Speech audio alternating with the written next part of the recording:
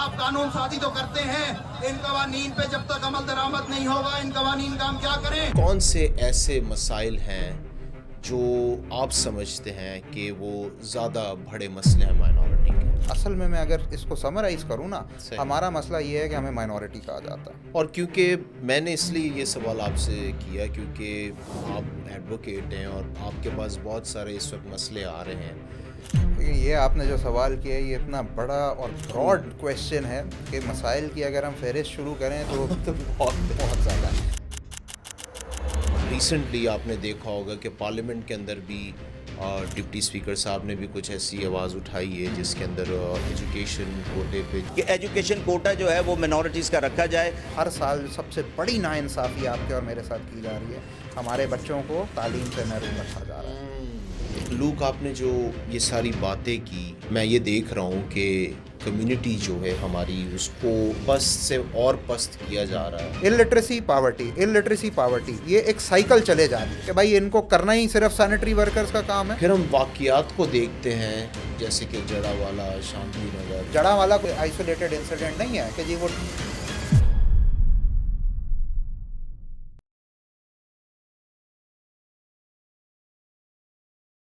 Welcome to another episode of this podcast. मैं उम्मीद करता हूँ आप सब अच्छे होंगे, ठीक होंगे और मैं आप सबका शुक्रगुजार हूँ कि आप हमारे पॉडकास्ट को पसंद करते हैं और कमेंट करते हैं, शेयर करते हैं दूसरों के साथ।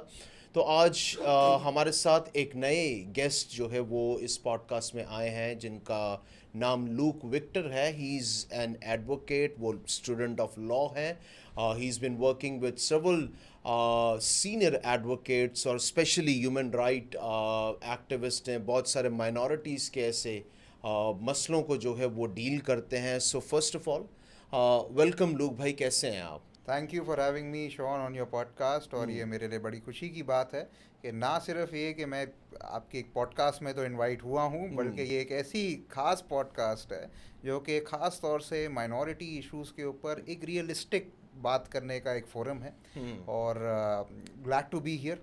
वेल, जस्ट रिसेंटली मैं आपका जो है वो, क्योंकि मैं आपको सोशल मीडिया पे फॉलो करता हूँ, तो जस्ट रिसेंटली मैं देख रहा था कि आप कोई ट्रेनिंग दे रहे थे जजेस को। I think it was based on gender. Yes, exactly. So what was that about? ये खुदा ने एक शर्फ बख्शा, एक मौका बख्शा, और सारा जलाल खुदा को जाए कि सिंध के जो जेंडर बेस्ड वायलेंस कोड्स जो 2021 के बाद से एक एंटी रेप एक्ट आया है, स्पेशल लॉ आया है on how to deal with the crime of rape and interconnected sexual violence issues, gender based violence crimes. तो उसके जो स्पेशल जजेस हैं, जो सेशंस जजेस हैं, एडिशनल सेशंस जजेस हैं और मैजिस्टीरियल कोर्ट्स हैं, ये तीनों किस्म के जो जजेस हैं, इनकी ट्रेनिंग का इनकाद किया गया था सिंध जुडिशल अकेडमी में। तो उसमें मुझे एज स्पेशल ट्रेनर बुलाया गया था कि इन जजेस को ट्रेन किया जाए इन कवानीन पे और इनके ट्रायल्स कैसे कंडक्ट करने हैं, इनकी विक्टिम्स को किस तरीके से डील करना है, और जो भी सारे इसके मामला हैं। अच्छा Luke, you been a human right activist, but more specifically अगर मैं कहूँ तो माइनॉरिटी पे you been dealing a lot.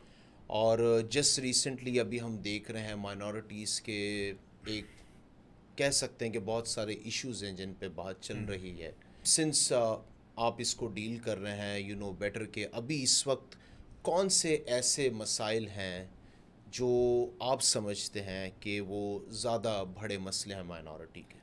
लेकिन ये आपने जो सवाल किया है, ये इतना बड़ा और ब्रॉड क्वेश्चन है कि मसाइल की अगर हम फहरिस्त शुरू करें तो बहुत ज़्यादा है। और ये इवन मोर सो कि देखें, जो हमारे एक जनरल कौमी मसाइल हैं, नॉट सिर्फ जो क्रिश्चियंस के महदूद मसाइल हैं या माइनॉरिटीज़ के महदूद मसाइल हैं, बल्कि जो एज अ पाकिस्तानी, हर एक पाकिस्तानी के जो मसाइल हैं, उसके अंदर भी डबली मार्जिनलाइज्ड हमेशा माइनॉरिटीज़ हो जाती हैं। अगर आपके सिंपल मसाइल हैं रोटी कपड़े मकान के, वो ऑन अ हायर पेडेस्टल मसाइल जो फेस होते हैं वो माइनॉरिटीज़ को होते हैं, because on the basis of religion हमेशा जो हैं religious minorities are at the receiving end more, और उनको जो है वो एक ज़्यादा मसले के अंदर भी जो है ना, उनको ज़्यादा मसला पेश करना पड़ता है, फेस करना पड़ता है। तो इसलिए अगर इस कंटेक्स्ट में हम देखें तो हमारे तो एक लातादाद मसाइल हैं। लेकिन जो अगर हम उसको एक बिल्कुल मखसूस देखें कि हमारा ये जो एक disparity on the basis of religion है, और एक इसकी बुनियाद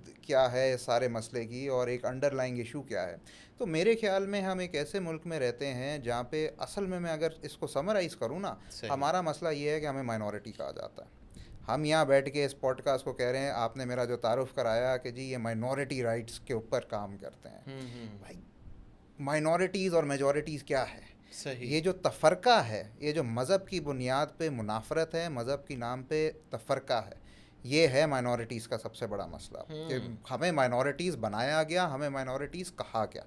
और माइनॉरिटीज़ हमें एक तो होता है कि प्रैक्टिस में कहा जा रहा है, प्रैक्टिस में हमें इसलिए कहा जा रहा है, और ये जो तफ़रक़ा हम दिन रात, वो स्कूलिंग लेवल पे हो, वो जॉब के लेवल पे हो, वो गली में चलते फिरते हो, वो कहीं भी किसी भी बुनियाद पे हो, वो इसलिए एक ये तफ़रक़ा है कि हमारा जो आइन है, आइन क्या होता है? आइन एक मुल्क का एक फाउंडेशनल ब्लॉक होता है, फाउंडेशनल पिलर होता है। वो डिफ़ाइन करता है कि भाई इस मुल्क के अंदर रिहायशी कौन होगा, शहरी कौन होगा, उस शहरी के जो है फंडामेंटल राइट्स क्या होंगे, क्या चीज़ अलाउड है, क्या चीज़ अलाउड नहीं है, क्या चीज़ लीगल है, क्या चीज़ इल्लीगल है, तौर तरीका क्या होगा, पूरा निज़ाम जो है, पूरा जो स्ट्रक्चर है, चार दीवारी जो है उस मुल्क की, और उसके सिटीजन्स जो हैं उनकी शनाख्त किस तरीके से डिफ़ाइन होगी, वो आपका आइन बताता है। बिल्कुल ऐसे ही। जब आइन जो फंडामेंटल पिलर है, जिसकी बुनियाद के ऊपर मैं अपने आप को पाकिस्तानी कहलाता हूँ, और इस मुल्क के अंदर मैं कहता हूँ कि जी चलें, वो ग्रीन ज़्यादा बड़ा है फ्लैग के ऊपर, लेकिन छोटा सा जो वाइट है, मैं फ्लैग में कहीं तो आ जाता हूँ मैं।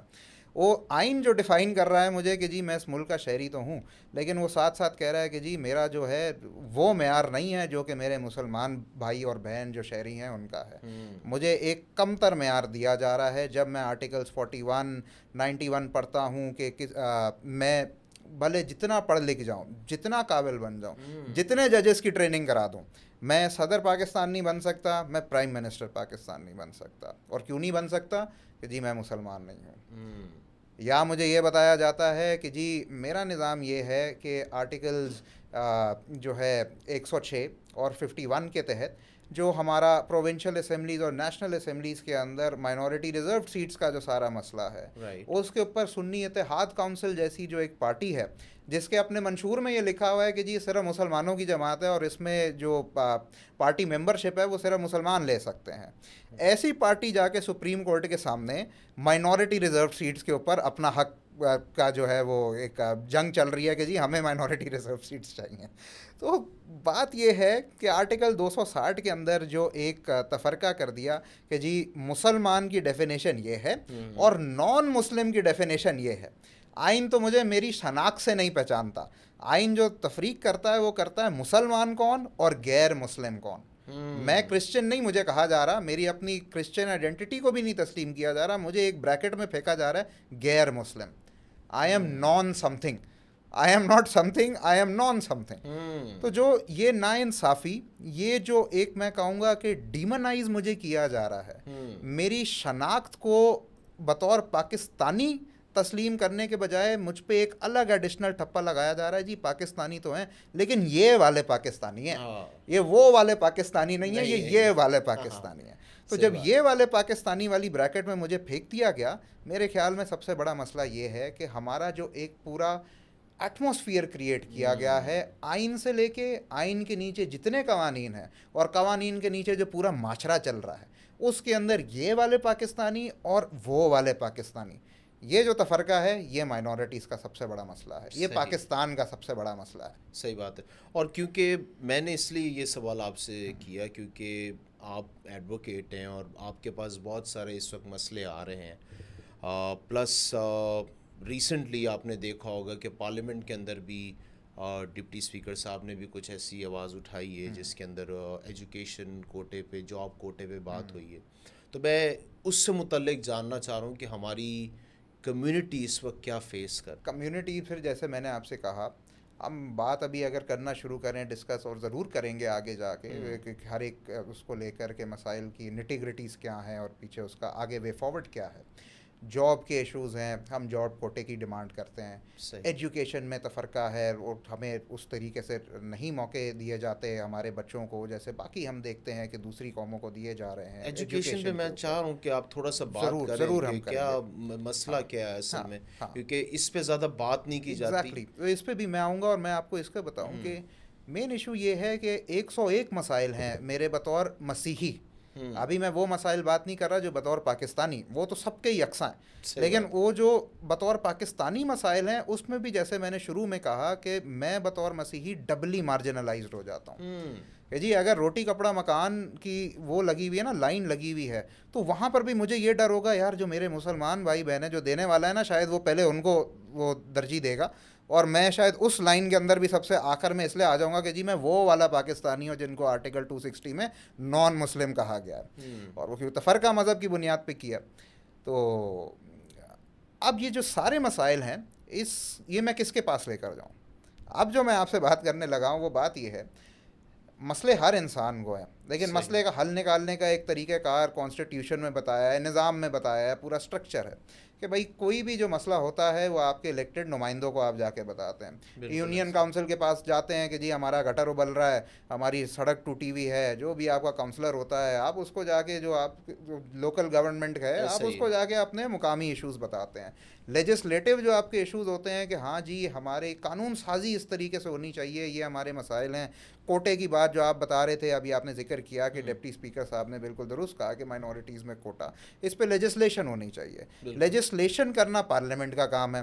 पार्लियामेंट की तरफ हम देखते हैं कि अगर मैं बतौर मसीही एक अगर बात करना चाहूँ तो मैं जाके ढूंढूंगा जी पार्लियामेंट में मेरा मसीही कौन बैठा हुआ है। एक तो मैं जाके देखूंगा कि जी मेरे हलके का कौन इलेक्टेड एमपीए और एमएनए है, लेकिन उसके बाद मैं सबसे पहले देखूंगा कि यार ये तो शायद पता नहीं मेरी बात सुने ना सुने, मज़हब की तफरीक की बुनियाद पे मेरे लिए जो अलग से एक माइनॉरिटी रिजर्व सीट्स बनाई हुई हैं, ये तो मेरे मखसूस नुमाइंदे हैं on the basis of my identity as a Christian. तो मैं इनके पास जाता हूँ, अपने जो मेरे मजहबी इशूज़ जो मैं फेस कर रहा हूँ, मज़हब की बुनियाद पे जो मैं इशूज़ फेस कर रहा हूँ, उसके लिए मैं कानून साजी के लिए इनके पास जाता हूँ और वो शायद जो है लेजिस्लेटिव अमेंडमेंट्स उस तरीके से प्रपोज करें या कानून साजी करवाएं।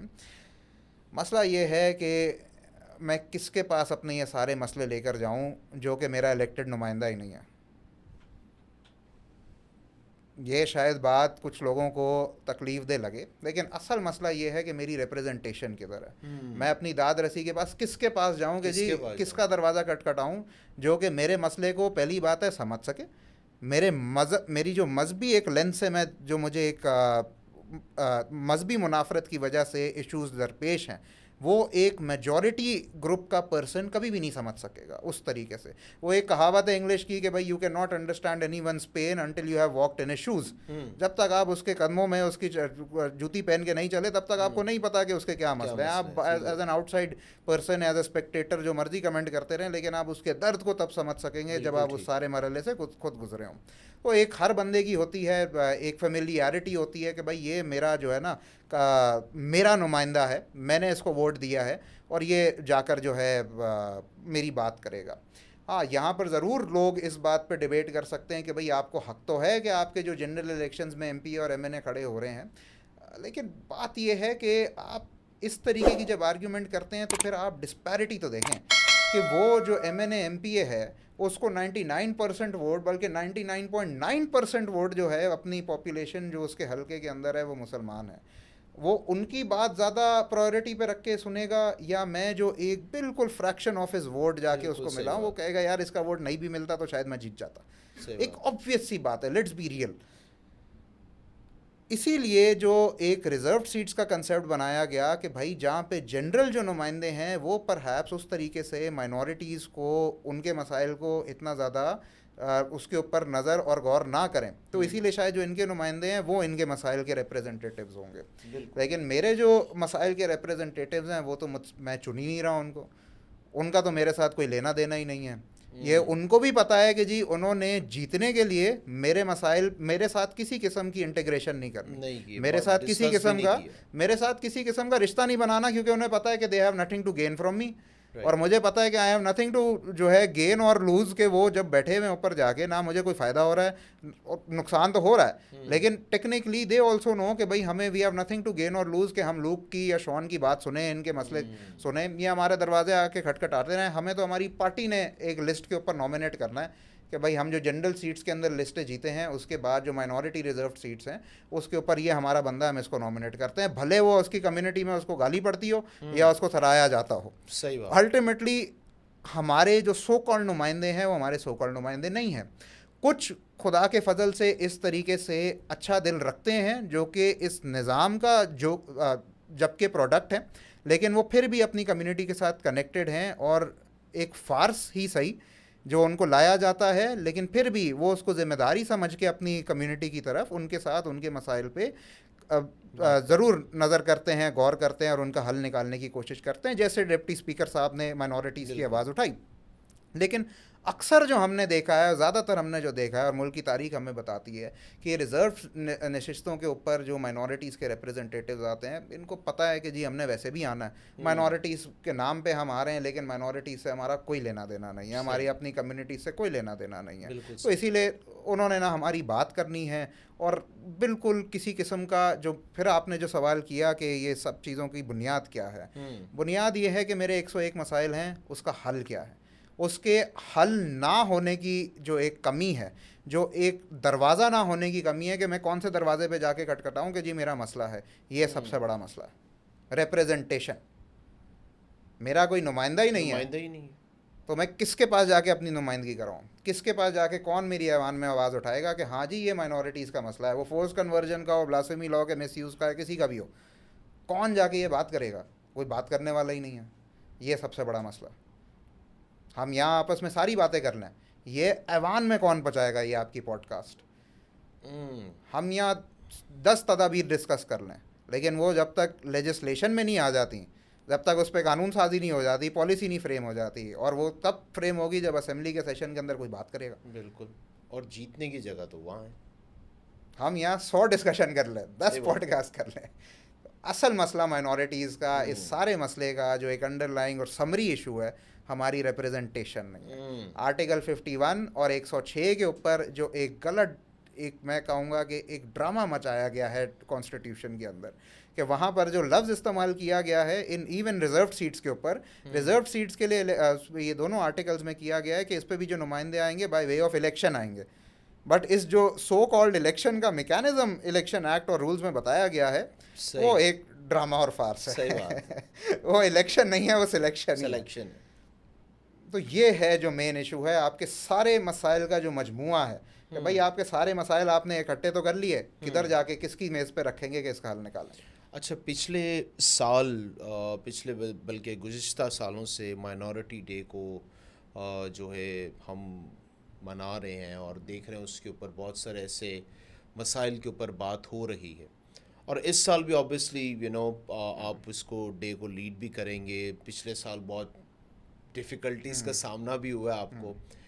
इस साल आप किन मसाइल के ऊपर फोकस कर रहे हैं जो कि आप समझते हैं कि यार ये हमारे मेन मसाइल हैं?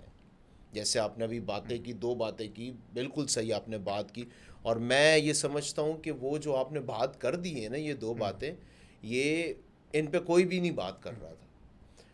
लेकिन अब जब हम बात करते हैं एक जनरल आवाम की जो कि सही उनके यूथ, उनके नौजवान नस्ल का मसला, उनके बच्चों का मसला, उस पर मुझे बताएं ज़रा, क्या इस बार पॉइंट्स को आप जो है ना सामने रखें? देखिए, मैं समझता हूँ कि हमारी आवाम डिस्ट्रैक्टेड है, और डिस्ट्रैक्टेड किसमें कि जी हम सोचते हैं, अगर अभी आप जाके किसी भी मसीही से या हिंदू से या सिख से पूछेंगे कि भाई आपका सबसे बड़ा मसला क्या है, वो रोटी कपड़े मकान वाले जो जनरल एक मसले हैं उनसे हट के आप रिलीजियस बुनियाद पे पूछेंगे ना, तो वो कहेंगे जी फोर्स्ड कन्वर्जन बहुत ज़्यादा है, ब्लास्फेमी का बहुत मसला है। पूछेंगे यार आपके घर में ये कुछ हुआ है? नहीं हुआ होगा, बस जी है, हमने सुना है तो है। ये जो डिस्ट्रैक्शन है ना, अब मैं ये क्लियर कर दूं ये बात कि फोर्स्ड कन्वर्जन और ब्लास्फेमी लॉ का मिसयूज़ माइनॉरिटीज़ का सबसे बड़ा मसला नहीं है। ये हैंड्स डाउन मैं बड़ा वाजे बड़ी जिम्मेदारी के साथ बयान दे रहा हूँ, और ये मैं अब आपको प्रूफ करूँगा क्यों नहीं है। और ये डिस्ट्रैक्शन क्यों है कि असल जो मसला है उस पर कभी कोई बात ही नहीं करता। और जैसे अभी आपने भी कहा कि ये जो रिप्रेजेंटेशन की मैं बात कर रहा हूँ, इस लेंस से कोई सोचता क्यों नहीं है? क्योंकि हम सिर्फ फोर्स कन्वर्जन, ब्लास्फेमी और इस किस्म के जो मसाइल हैं कि जी हम इसी के पीछे लगे रहते हैं। सही बात। आप प्रेस क्लब के बाहर जितने एहतजाज देखेंगे, कभी भी किसी एनजीओ का ये नहीं देखेंगे कि भाई रिप्रेजेंटेशन के ऊपर हम एहतजाज निकाल रहे हैं। पॉडकास्ट में आप किसी को पहले आपने बिठाया हो, कुछ भी किया हो, भाई माइनॉरिटीज़ के क्या मसाइल हैं जी, फोर्स कन्वर्जन पे बात करते हैं। बिल्कुल करनी चाहिए, उस पर हम भी करेंगे, अभी आज भी करेंगे, उसका भी मैं सारी चीज़ें आपको बताऊंगा। ब्लास्फेमी लॉ के मिसयूज़ का, जैसे आपने लास्ट ईयर कहा कि जो माइनॉरिटी राइट्स मार्च को एक बहुत बैकलैश फेस करना पड़ा क्योंकि हमने जड़ावाला की बात की, हमने ब्लास्फेमी लॉ के मिसयूज़ की बात की, हमने आसिया बीवी की बात की। अभी अनवर केनेथ साहब जो हैं 24 साल के बाद जाकर एक मसीही आदमी, he is in his 80s, 24 साल आपने जो है, एक किसी को सज़ाए मौत वो होती है अपना लाइफ सेंटेंस होता है, किसी को उम्र कैद होती है 25 साल, वो 25 साल भी रिमिशन होते होते होते होते 25 साल से बहुत पहले छूट जाता है, वो आधी भी शायद नहीं सज़ा काटता। ठीक है, ये तो आपने एक बंदे को झूठे केस के अंदर, जो कि अल्टीमेटली सुप्रीम कोर्ट ने होल्ड कर दिया कि भाई एक बंदा मेंटली इनसेन है, आपने उसको सज़ा कैसे दे दी? 24 साल ऑफ हिज लाइफ आप खा गए। उसके पता नहीं बच्चे जिंदा है, बीवी जिंदा है, आदि उसके रिश्तेदार मर गए इस पूरे उसमें प्रोसेस के अंदर। वो भी जो अगर जिंदा है, खुदा ने उसको रखा हुआ था शायद इस दिन दिखाने के लिए कि भाई तेरे ऊपर जो ये दाग लगाया था माशरे ने कि तूने कोई जुर्म किया है, ये तेरे ऊपर से मिटाना था। बट इस सिस्टम ने, इस रियासत ने एक ना सिर्फ एक इंसान के बल्कि उसकी फैमिली के 24 साल खा लिए। तो ये ज़रूर मसाइल हैं, इस पर हम बात करें, लेकिन ये क्या हमारे सबसे बड़े मसाइल हैं? No, not at all. और इस साल माइनॉरिटी राइट्स मार्च किस चीज़ पे फोकस कर रही है वो मैं आपको बताता हूँ।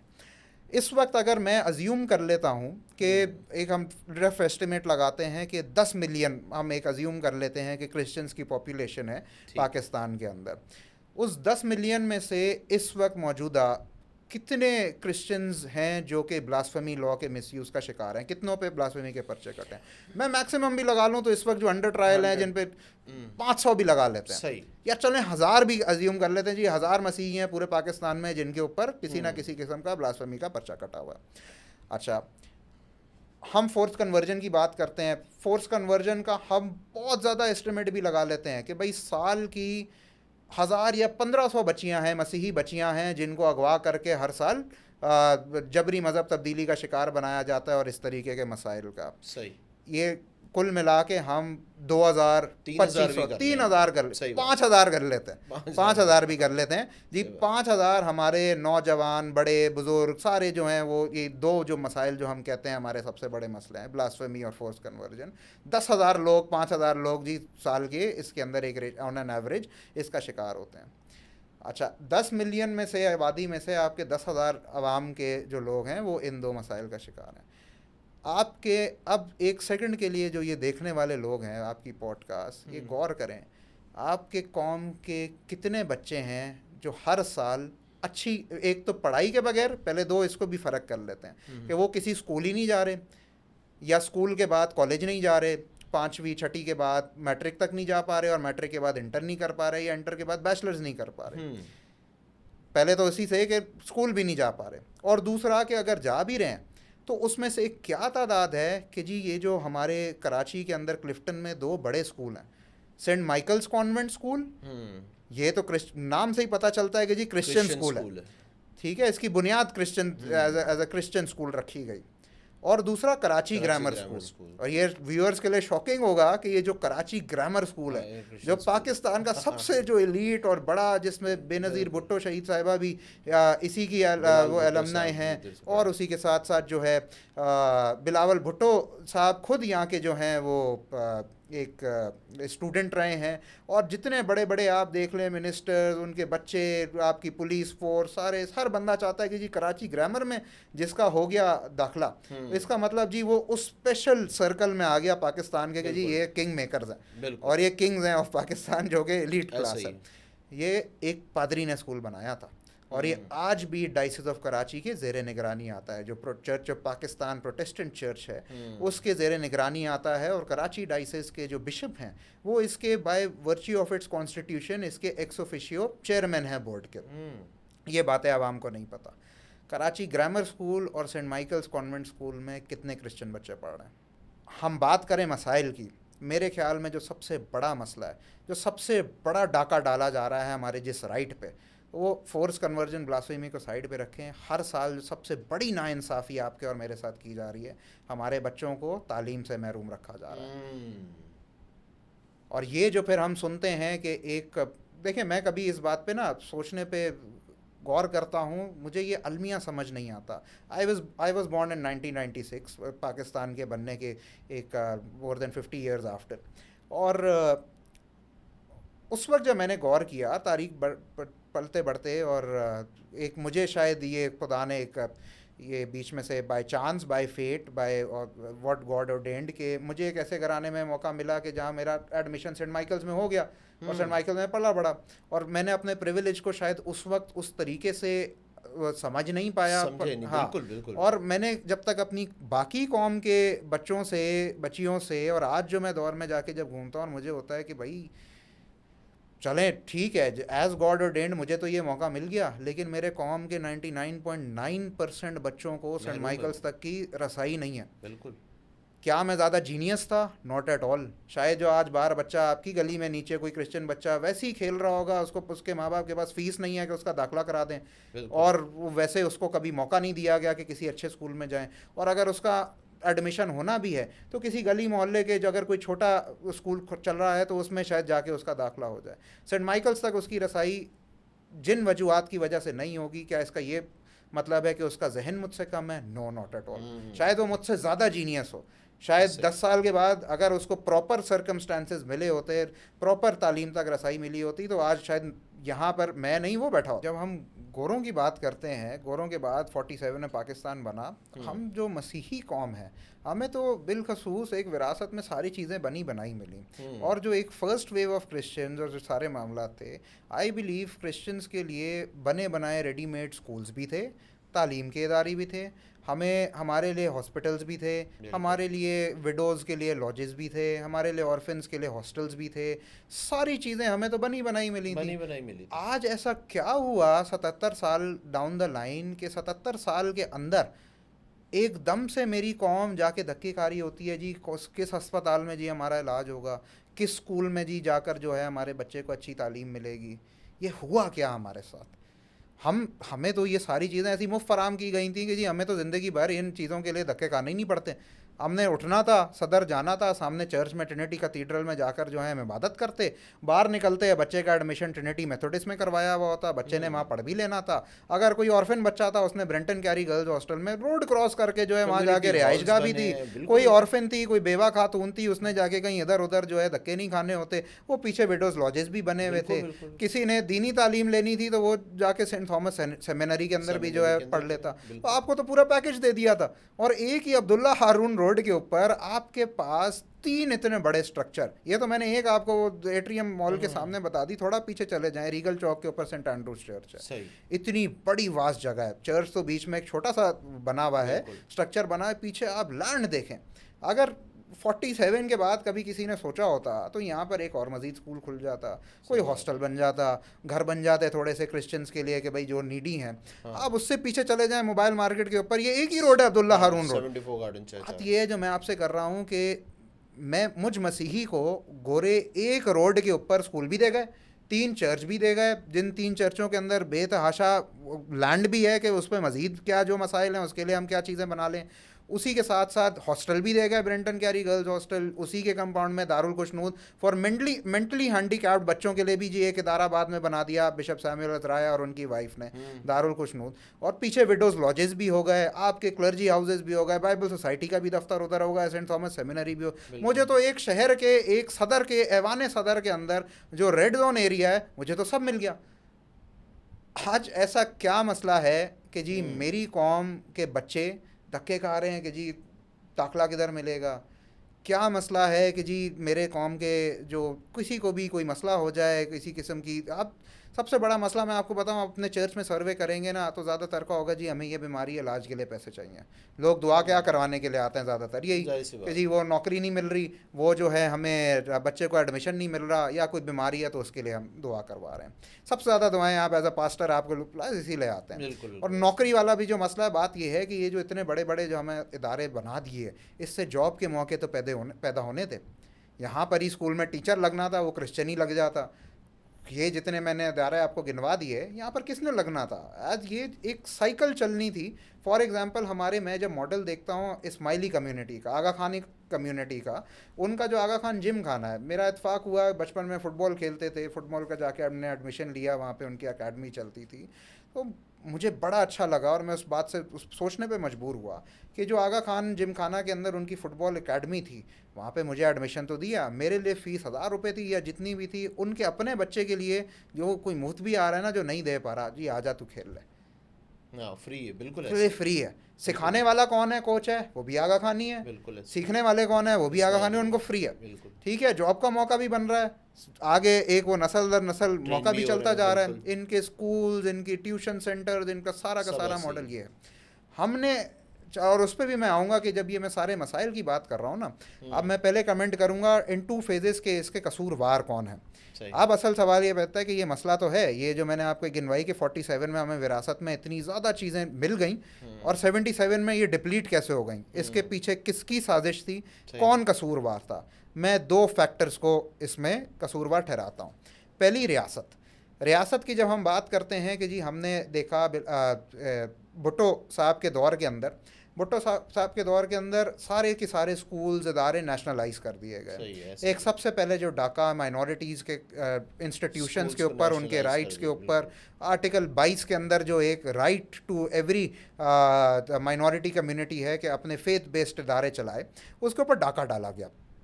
अच्छा, वो चीज़ ख़त्म हुई 83 के अंदर जाके, वो उसका जो है हैंडिंग ओवर वापस, वो जो जिन इदारों से जिनके ज़ेर निगरानी ये चीज़ें चल रही थी, उनको वापस देने का एक कानून बना दिया गया। 83 में ये पॉलिसी बन गई कि ये जो नेशनलाइज इदारे थे ये वापस दे दिए जाएँ। 83 से लेके आज 2025 में हम बैठे हुए हैं। 2 इदारों का मैं सिर्फ जिक्र करूँगा, बाकी तो बहुत हैं इस तरीके से। कराची शहर के अंदर 2 स्कूल्स हैं, एक है बोल्टन मार्केट में आप जाएं तो शेल्डन हाई स्कूल, और एक ये जो CMS चर्च है सिटी कोर्ट के पीछे, आप बाबा उर्दू रोड पे जाएं, बड़ा मशहूर चर्च है CMS चर्च, उनके पीछे सारे वो जो बिल्डिंग भी है और सारे वहाँ पर घर भी बने हुए हैं। ये घर किसके लिए बनाए गए थे? ये टीचर्स के लिए बनाए गए थे। और किन टीचर्स के लिए? जो उसके ऑपोजिट द रोड बिल्कुल सामने CMS स्कूल है। ये 2 चर्च ऑफ इंग्लैंड के CMS जो क्राइस्ट मिशन सोसाइटी ब्रिटेन की चलती थी, इनके ये 2 बनाए हुए स्कूल थे। चर्च ऑफ पाकिस्तान के, वो चलें उसमें मिस्ट्री में वो एक और तरफ बात चली जाएगी, LDTA और ये सारे मामला। बात यही, ये क्रिश्चियन इंस्टीट्यूशंस थे। क्रिश्चियन इंस्टीट्यूशंस भी ये कोई आम क्रिश्चियन इंस्टीट्यूशंस नहीं थे, ये वो क्रिश्चियन इंस्टीट्यूशन थे जिसमें कायदे आज़म मोहम्मद अली जिन्ना साहब पढ़े थे। ये कायदे आज़म मोहम्मद अली जिन्ना साहब के एल्मा मेटर्स हैं। 2 मसीही इदारे कराची शहर के अंदर जिन्होंने कायदे आज़म को कायदे आज़म बना दिया। अगर कायदे आज़म क्रिश्चियन इदारों में पढ़ के आला तालीम तक उनकी रसाई नहीं पहुंचती तो वो कायदे आज़म नहीं बनते। जिस कौम ने कायदे आज़म को कायदे आज़म बना दिया, आज उसी के बच्चों से उसके इदारे महरूम हैं। ये दोनों इदारे आज तक नेशनलाइज्ड हैं। मेरा पीपल्स पार्टी से बहुत बड़ा सवाल है, मेरा सिंध हुकूमत से बहुत बड़ा सवाल है कि जी आप अपने आप को लिबरल लेफ्ट कहते हैं, आप अपने आप को कहते हैं कि जी हम माइनॉरिटीज़ की आवाज़ हैं, बाकी पार्टियों से आप फ़र्क ही इस बात पे करते हैं कि जी हम वो बात करते हैं जो बाकी नहीं करते। भाई, आपके कराची शहर के अंदर 2 इदारे जो क्रिश्चियंस के थे, जिन्होंने कायदे आज़म को कायदे आज़म बना दिया, आज तक आपने मेरे बच्चों से क्यों छीन के रखे हुए हैं? ये है जो सबसे बड़ा डाका डाला जा रहा है क्रिश्चियन कम्युनिटी के ऊपर। आज जो हमारे नौजवान, ईसा नगरी, आज़म बस्ती, अख्तर कॉलोनी, कुरंगी, कहीं भी कोई बल्दिया, आप कोई भी इलाका निकाल के देख लें तो वहाँ पर आप जाएंगे, सर्वे करेंगे, अब पूछें कि भाई कितने मसीही बच्चे पढ़ रहे हैं। मैं आपको अभी बता रहा हूँ, मैं कोई ऐसा सर्वे मेरे सामने नहीं है, लेकिन मैं वैसे बता रहा हूँ कि मेजॉरिटी बच्चा हमारा नहीं पढ़ रहा, वो स्कूल की तालीम से महरूम है। क्यों? क्योंकि मेरे जो 2 स्कूल वो मुझसे छीन लिए गए और वहाँ तक मेरी रसाई आज तक नहीं है। अब जो जॉब की हम बात करते हैं कि देखें जॉब का एक मसला है, जॉब के लिए वही मैंने बात की कि जो अगली दुआ पादरी के पास बंदा कराने आता है, यार जॉब अच्छी लग जाए। सही बात है। और एक हमने सुना है ज़्यादा पंजाब साइड पे और यहाँ पर भी है, हर जगह ही कि जो मजहबी मुनाफरत की बुनियाद के ऊपर एक हमारे लिए एक स्लर बना दिया गया है टर्म चूड़ा। चूड़ा क्या है? मतलब मुझे एज सच कोई, अगर मैं सफाई का काम कर रहा हूँ तो वो जॉब डिस्क्रिप्शन है, कोई मसला नहीं है। लेकिन जहाँ आप पूरी कम्युनिटी को एक रेशली प्रोफाइल करके कि भाई ये चूड़े हैं, इनको चूड़ा कहा जाए, वो क्यों? क्योंकि ये एक अनसेड पॉलिसी मैं देखता हूँ इस माशरे के अंदर कि भाई इनसे तालीम छीन लो, इनकी हिम्मत नहीं होनी चाहिए, कोई तरीका नहीं होना चाहिए कि ये अच्छी तालीम हासिल कर लें। हर एफर्ट लगा लो कि जी इनको तालीम से महरूम करो, और तालीम की महरूमियत के बाद जब ये अनपढ़ होंगे, इनके पास ये किसी और चीज़ के लिए क्वालिफाइड नहीं होंगे, इनको महदूद कर दो कि ये सफाई के शोबे में जाएंगे। और फिर इनको रादर दैन कि जी आप एक, हम अगर दौरों की बात करें ना, कि मैं समझता हूँ कि कोई पॉलिटिकल पार्टी ये नहीं कह सकती कि जी हम ऐसे नहीं थे और हम तो इसकी उल्टी सोच रखते हैं और हम तो चाहते हैं कम्युनिटी की अपलिफ्टमेंट हो। मुझे बताएं किस दौर के अंदर किस पॉलिटिकल पार्टी ने, वो पीपल्स पार्टी हो, पीटीआई हो, पीएमएलएन हो, जमात इस्लामी हो, जो भी हो, किसने बात की कि जी शेल्डन हाई स्कूल और जो है सीएमएस स्कूल वापस कर दिया जाए मसीहों को? किसने बात की कि जी अगर इनकी ये जो एक क्रिएट कर दिया गया है सिनेरियो कि 47 में जो तालीम के अलम बरदार थे, जो तालीम को आगे हर बंदे को बांटने वाले थे, उनको जो है ना अब तालीम के लिए तरसने के लिए उनको छोड़ दिया है। इनकी इस गुर्बत में से इनको निकाल के कि भाई ये जो अब बेचारे इतने एम्पावरिश्ड हो चुके हैं, फॉर जो ये 47 से लेके 77 साल में जो भी आज तक पॉलिसीज़ बनी, इसको हम किसी तरीके से रिव्यू करके रिवाइज करके इसमें से बेहतरी पैदा करें, ताकि ये जो इनको चूड़ा कह दिया जा रहा है इसमें से ये निकलें और अच्छी तालीम अच्छे जॉब के मौका तक आगे जाएं।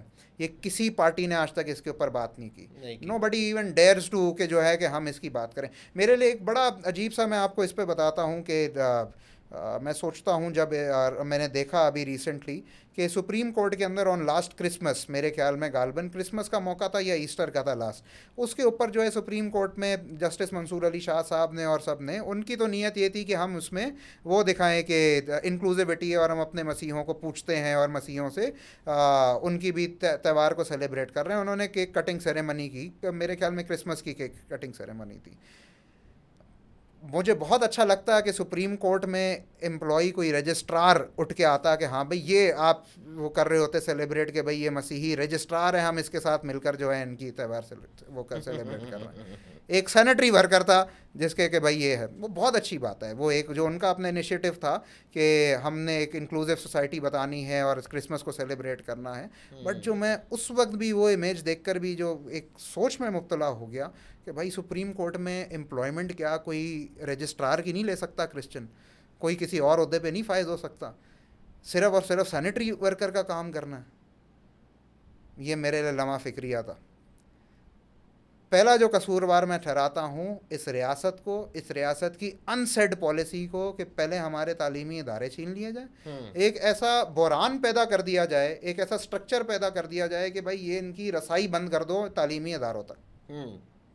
एक साइकिल शुरू हो गई, तालीम की कमी हुई, तालीम से जो मौके पैदा होते हैं कमाई के, उनकी आप एक बहरान पैदा कर दें, वो बहरान पैदा हो गया तो आपने जो है फिर उनको महदूद कर दिया कि सैनिटरी वर्कर्स पे आ जाओ। सैनिटरी वर्कर्स के जो अपने मसाइल है उस पर भी हम बाद में आएंगे, लेकिन रादर दैन कि अब रियासत सोचे और कोई इस तरीके के इकदाम करते हुए मुझे दिखे या कोई बात करता हुआ मुझे दिखे कि भाई ये जो साइकिल हमने बना दी है, illiteracy poverty, illiteracy poverty, illiteracy poverty, ये एक साइकिल चले जा रही है।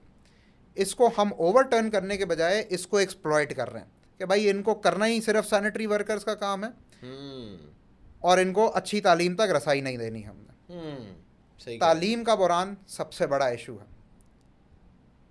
और इसमें जो सेकंड कसूरवार है, मैं समझता हूँ हमारे अपने मसीही हैं, हमारे मसीही लीडरान हैं, और ये एक इतनी मेरे लिए शर्म की बात है।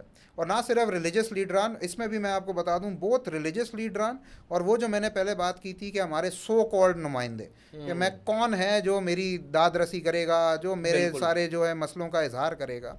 इस वक्त सिंध हुकूमत की माइनॉरिटी अफेयर्स डिवीज़न ने, जो अभी बजट स्पीचेस हो रही थी, लास्ट बजट का जो सारा उस पर हो रहा था, तो MPA महेश हैं MQM के, जिन्होंने ये बात सामने रखी और जिसकी तस्दीक भी जो है डिप्टी स्पीकर साहब ने भी की कि ये इसी तरीके से है अनफॉर्चुनेटली, कि सिंध हुकूमत ने, माइनॉरिटी अफेयर्स डिवीज़न ने टोटल 752 स्कॉलरशिप्स माइनॉरिटी स्टूडेंट्स के लिए सिंध भर में ऐलान की। उसमें से एजुकेशन की सिर्फ 12 क्रिश्चियन बच्चों को वो स्कॉलरशिप मिली, 740 हिंदू बच्चों को मिली। और मेरे लिए डूब मरने का मुकाम है, और जो बात मैं कर रहा था वो बड़े वाजे हो जाती है कि ये जो कमेटी बनाई गई थी ये इनकी डिस्ट्रीब्यूशन के लिए, इनके सारे स्कॉलरशिप्स की आगे के बच्चों को देनी है, उसकी जो पार्लियामेंट्री सेक्रेटरी हैं वो हमारी एक मसीही ही बिल्कुल है। ऐसे ही, बिल्कुल ऐसे। तो मेरे लिए जो है ये बड़ा एक लम्हा फ़िक्रिया है कि मेरे बच्चों को अनसेड पॉलिसी मैं कहूँ, क्या कहूँ, ये मैलिशियस एजेंडा है। हम तो पूछ ही सकते हैं, अपना तबसरा कर सकते हैं। बज़ाहिर ये दिखता है कि ये मैलिशियस एजेंडा है, ना सिर्फ रियासत की तरफ से तो है, लेकिन जो हमारे सो कॉल्ड नुमाइंदे भी ऊपर बैठे हुए हैं, उनको जब मौका भी दिया जा रहा है तो वो आप दिखा रहे हैं कि वो किसकी पॉलिसी पे चल रहे हैं कि भाई मसीही बच्चों को जो है आपने तालीम से कुछ ना कुछ करके दूर रखना है, इनको नहीं आगे आने देना। और अगर मैं ये गलत बात कर रहा हूँ, मैं I hope that I am wrong, सही, लेकिन रियासत मुझे लान तान ना करे, मुझे दिखाए कि जी अगले असेंबली के उसके अंदर कोई रेजोल्यूशन पास कर रहे हो कि भाई आएँ हम ये शेल्डन हाई स्कूल वापस करते हैं, CMS स्कूल वापस करते हैं। पीपल्स पार्टी अगर ये कर देती है तो I will take back my words. मैं कहूँगा कि जी बहुत अच्छी बात है, 77 साल के बाद आपने पहली दफ़ा सोचा है कि जी ये जो मैं मसले की निशानदेही कर रहा हूँ इस पर हम कुछ अच्छा काम करते हैं। उसके साथ साथ दूसरा, हमारे जो रिलीजियस लीडर्स हैं, Karachi grammar school, Karachi grammar school का मैंने पहले जिक्र किया और अब मैं उस पर ही आपको पॉलिटिक्स बताऊं।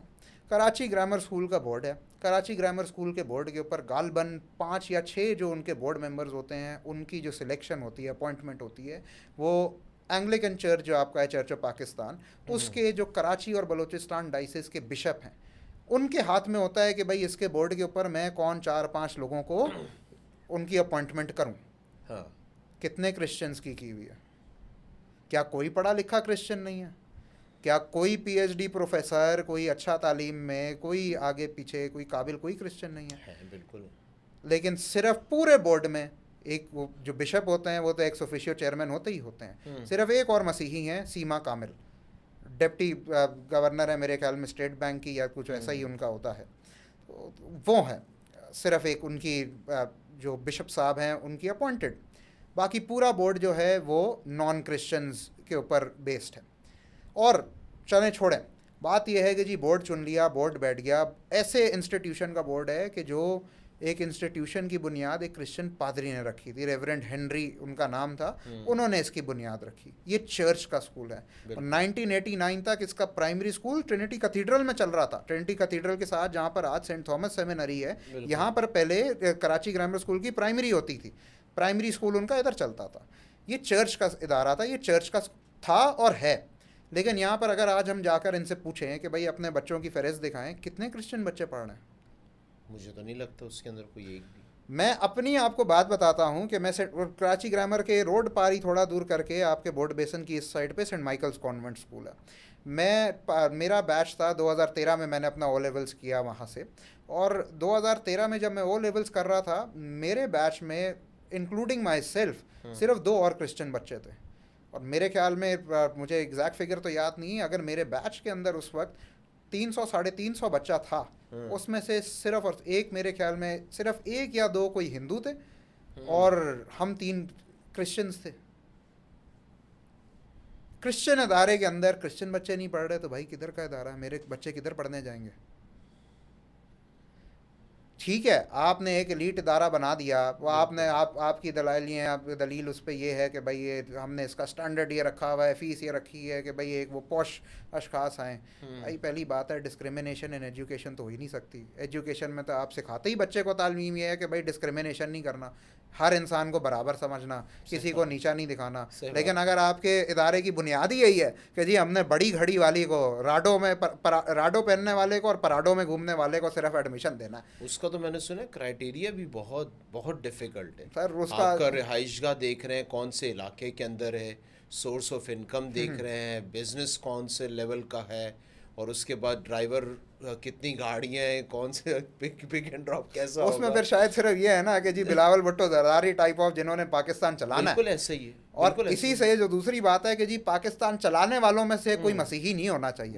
हम क्यों पढ़ने दें किसी मसीही को ही। हाँ हाँ कि उस स्टैंडर्ड ऑफ एजुकेशन, उस स्टैंडर्ड ऑफ क्लास, उस स्टैंडर्ड ऑफ ग्रूमिंग भाई मसीही को नहीं मिलनी चाहिए, क्योंकि हमने मुल्क के चलाने वालों में से किसी को मसीही को नहीं होने देना। ये कराची ग्रामर स्कूल की जो एक इलीट कैप्चर मैं कहूँगा, जो पॉलिटिक्स चल रही है। अच्छा, ये सिर्फ कराची ग्रामर नहीं, बहुत और भी ऐसे स्कूल हैं। ये तो सर, आपने मैं तो highlight ये कर इनको दिया तो ना। मैं देखें आप बीकन हाँ। हाउस उनको तो मैं क्रिटिक बिल्कुल, बाद बिल्कुल। में करूंगा, पहले तो मैं अपने चर्च के अपने दायरे को कर रहा बिल्कुल, बिल्कुल, हूँ। और बिल्कुल। पहले तो मैं अपने बिशप से पूछ रहा हूँ कि बिल्कुल, भाई बिल्कुल, आप ऐसा ही इसके एक्स ऑफिशियो चेयरमैन हैं, आपका ये इदारा है, अभी तक आपके जेरे ने, जब तक आप साइड नहीं करेंगे तब तक इसका रेजोल्यूशन पास नहीं होगा, तब तक ये इदारा आगे नहीं चलेगा। आपके पास इसकी पावर है, आप किस तरीके के बिशप हैं कि आप बच्चे यहाँ पर नहीं पढ़ रहे आपके? 5%, 10% कुछ तो होना भाई चाहिए। मैं तो सर आपके अपने स्कूल के अंदर अगर 30% बच्चा नहीं पढ़ रहा, हम बाकी इंस्टीट्यूशंस को मैं क्या क्रिटिक करूं? सही बात है। मैं गैरों के ऊपर तो बाद में आऊंगा ना, पहले तो मैं अपनों से पूछूंगा कि भाई तुम क्या कर रहे हो कौम के साथ। सही बात। बाकियों के ऊपर मैं एक उंगली करूं, चार तो मेरे घराने की तरफ हो रही है ना। मैं तो अपने लोगों से जाके पूछूंगा, यार आपका इदारा आप कर क्या रहे हो इसके साथ? सही बात है। आपने उसको एलिटिस्ट कैप्चर बनाया हुआ है, आपने उसको जो है ना एक सिर्फ मखसूस सर्कल बनाया हुआ है। सही बात है। अब अल्टीरियर मोटिव्स क्या हैं वो भी पता है, लेकिन चलें वो बात और जगह चली जाएगी। हाँ, सही बात है। पॉइंट इज़ कि हम कानून पे आ जाते हैं और रियासत की जिम्मेदारियों पे आ जाते हैं। इस तरीके की डिस्क्रिमिनेशन इन एजुकेशन ये हम आइन के आर्टिकल 37, आर्टिकल 38 में देखें, और आर्टिकल 25 जो कि हर सिटीज़न को इक्वल कहता है, वो बताया जाता है कि जी आइन में है कि 16 साल से कम तक जो है कम से कम रियासत की कोशिश होनी चाहिए कि हर बच्चे को 16 साल की उम्र तक एजुकेशन तक, अच्छी एजुकेशन तक रसाई हासिल हो। वो सही है, मुल्क का एक मसला है, यकसा मसला है, लेकिन अभी माइनॉरिटीज़ के कंटेक्स के अंदर कि सिंध के अपने प्राइवेट स्कूल्स के, अभी हम गवर्नमेंटी स्कूल्स की बात नहीं कर रहे, प्राइवेट स्कूल्स के लिए एक ऑर्डिनेंस है और उसके रूल्स हैं 2005 के। वो जो 2005 के रूल्स हैं उसका गालबन रूल 12 या 13 है, जिसके अंदर ये दिया गया है कि एक तो मेरिट बेस्ड स्कॉलरशिप्स होंगी, मेरिट बेस्ड स्कॉलरशिप से और नीड बेस्ड स्कॉलरशिप से हटके 10% in every private educational institution, वो NED हो, वो IPO हो, वो कोई और यूनिवर्सिटी हो, प्राइवेट जो भी एजुकेशन सिंध की हदूद के अंदर चल रहे हैं, वो कराची ग्रामर स्कूल हो, सेंट माइकल स्कूल हो, बीकन हाउस हो, जो भी हो, उन सबको 10% अपनी टोटल जो उनके बच्चे पढ़ रहे हैं 10% ऐसे होने चाहिए जिनको आपने फुल स्कॉलरशिप दी हुई हो। और ये मेरिट और नीड बेस्ड स्कॉलरशिप से हटके है। और इसके पीछे इंटेंट ऑफ द पार्लियामेंट जो मैं देखता हूँ, जो जिन्होंने ये रूल बनाया, उनकी इंटेंट ये थी कि भाई माशरे के जो सबसे कमतर बच्चे, जो किसी बेवा का बच्चा है, जिसके माँ बाप नहीं है, जिसके माँ बाप हैं तो उनके पास पैसे नहीं है कि बच्चे को 3 वक्त की खाना दे दे, उसको भी आला से आला तालीम, सिर्फ सब स्टैंडर्ड तालीम नहीं कि वो उसको लाजमी आपने महदूद कर दिया कि भाई अपने गली से बाहर निकल, जो छोटा स्कूल बना उधर जाके बैठ जा। नो, वो भी ताकर जो है कराची ग्रामर का ख्वाब कम से कम देख सके। लाइन तो हो ना, अभी तो आपने लाइन ही बंद कर दी है कि भाई इन जैसों के लिए लाइन ही नहीं है, दूर से बोर्ड बेसन भी नहीं आना, बोर्ड बेसन से दूर ही हो जाना, तुम अपने इलाके के अंदर ही देखो कि स्कूल में जाना। लाइन की गुंजाइश बनाई गई है, उस ख्वाब की गुंजाइश बनाई गई है कि भाई 10% आपने देना ही देना है बच्चों को फुल स्कॉलरशिप। उन 10% स्कॉलरशिप्स के अंदर ही खुदारा कोई क्रिश्चियन बच्चों को भी कहीं भर दिया करें। इसमें अब मैं सारे इंस्टीट्यूशंस पे बात करता हूँ। अगर मैं आज सर्वे करूँ कि सिंध के अंदर जितने प्राइवेट एजुकेशनल इंस्टीट्यूशंस चल रहे हैं, उनका मैं अगर निकलवाऊँ कितने मसीहियों को देते हैं आप ये 10% का कोई 1% भी मसीही को देते हैं? नहीं मिलता। जो मैं डिप्टी स्पीकर साहब को इस बात पे सराहूंगा कि उन्होंने बड़ी अभी असेंबली के फ्लोर से बात की, और ज़्यादा बेहतर बात मुझे इसलिए ये लगती है कि वो तो रूलिंग पार्टी के ही हैं। उन्होंने रूलिंग पार्टी पे अपनी पार्टी के ऊपर क्रिटिक करना और उनसे जो है कि इल्तमास करना और बात करना कि भाई ये एक मसला है और एजुकेशनल कोटा माइनॉरिटीज़ का अलग से होना चाहिए।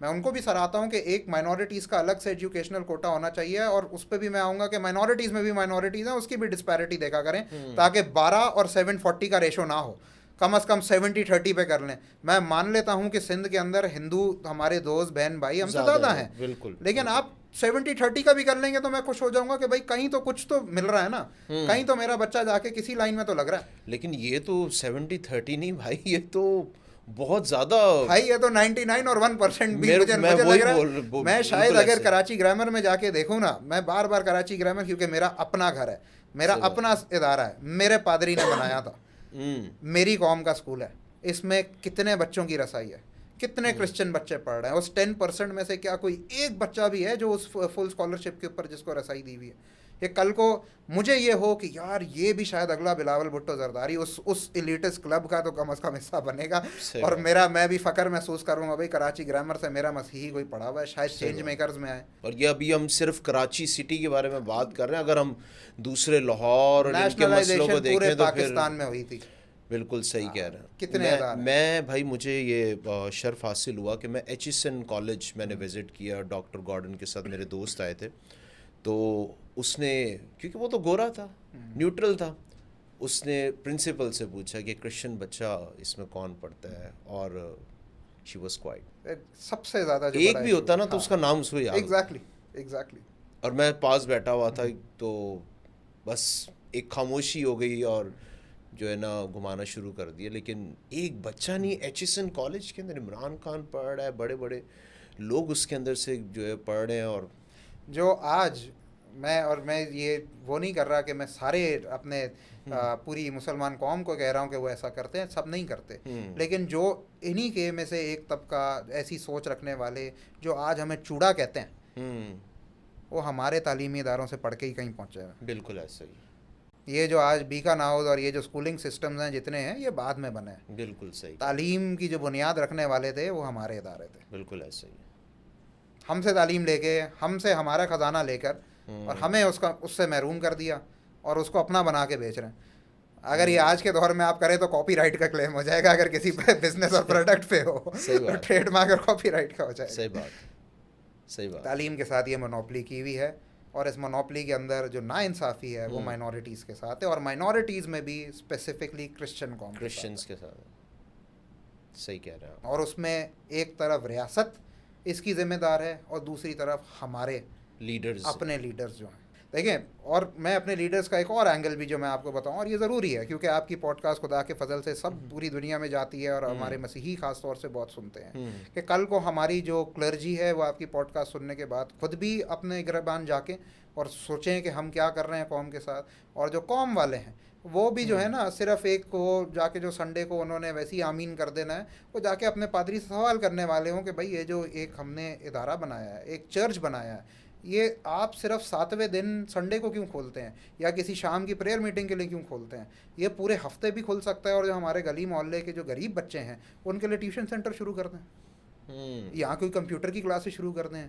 जो अच्छा कोई पढ़ा लिखा आपकी अपनी कलीसिया में से कोई तो पढ़ा लिखा होगा, उसकी आप ड्यूटी लगा दें कि भाई तू जो है आकर इस टाइम के ऊपर, ये एक खिदमत के तौर के ऊपर ही। और देखें, लेट्स बी ऑनेस्ट, हर बंदा आज के मुश्किल दौर के अंदर जहाँ पे इतना एक रश आर वाली सोसाइटी है, हम हर बंदा एक रेस में, इतना कंपटीशन है कि भाई कमाना है। एक पढ़ा लिखा आदमी भी, बहुत PhD करने वाला भी ना, ज़रूरी नहीं है कि उसको ऐसी नौकरी मिली हो कि वो बहुत आराम से ज़िंदगी गुजार रहा हो। हर बंदे का टाइम वैल्यूएबल है। आप अगर चर्च जहाँ इतना चंदा उठाता है, चीज़ें हम करते हैं, तो देखिए गरीब से गरीब तर बंदा भी ना, एक वो हम कल्चरल टैबू कह लें या कुछ कह लें, वो आके चंदा ज़रूर डालता है। हम चंदे बाकी चीज़ों के लिए तो डालते हैं। हम अगर एक टीचर भी अपने किसी मसीही बच्चे को रख लेते हैं जिसने बैचलर्स कर लिया है, मास्टर्स कर लिया, और तालीम कहीं तक उसकी पहुंच गई है, वो इस पोजीशन में है कि उस तालीम को आगे अच्छे तरीके से दूसरों को पास ऑन कर सकता है। छोटी सी सैलरी चर्च के बिहाफ पे उसको अपॉइंट कर देते हैं कि भाई तेरी जिम्मेदारी है, चर्च के जितने संडे स्कूल में बच्चे आते हैं पूरे हफ्ते तूने इनकी शाम को ट्यूशन लेनी है। उसके लिए कारोबारी अपॉर्चुनिटी भी बन जाएगी, आपके सारे बच्चे भी पढ़ना शुरू हो जाएंगे। बिल्कुल ऐसा ही है। फिर मेरा सवाल कि जी ये बाकी जो चर्चेज़ हैं उनको तो करना ही है, जो छोटे चर्चेज़ हैं, लेकिन ये जो बड़े बड़े चर्चेज़, जो इंस्टीट्यूशन, जो मैं फिर कह रहा हूँ कॉलोनियल, जो पत्थर वाले अब्दुल्ला हारून रोड के ऊपर 3 इतने बड़े चर्च छोड़ गए और जगह जगह छोड़ गए, ये क्या कर रहे हैं? इनका आप लैंड देखें तो इतना बड़ा है, ये पूरे हफ्ते क्या कर रहे होते हैं?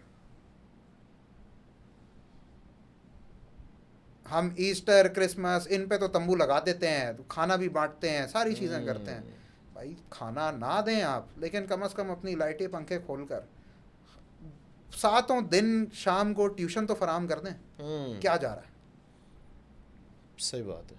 हमारे कौम के लीडरों को भी सोचने की ज़रूरत है, हमारे पादरी साहिबान को भी सोचने की ज़रूरत है, और हमारी कौम को सोचने की ज़रूरत है कि अपने पादरी साहिबान से इस चीज़ के ऊपर भी सवाल करें। अच्छा, आपने जितनी बातें ये अभी की, अगर ये आवाम से पूछी जाए ना कि यार आप क्यों नहीं बच्चे को पढ़ाते, तो उसकी तरफ से ये आता है भाई हम गरीब हैं।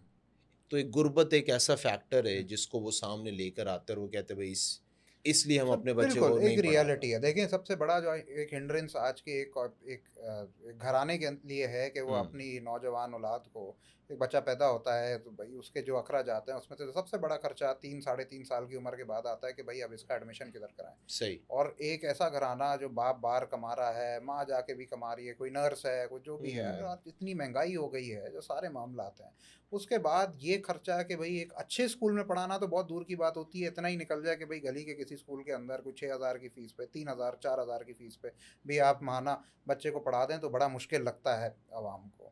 लेकिन मैं आपको बताऊं कि ये कोई ऐसा मसला नहीं है जो हल ना हो सके, और जितनी मैंने अभी तक आपसे सारी बात की और आपको एग्जांपल्स दिए कि एक तो रियासत के पास जो ऑलरेडी इन लॉ चीज़ें हैं उसका गलत इस्तेमाल हो रहा है।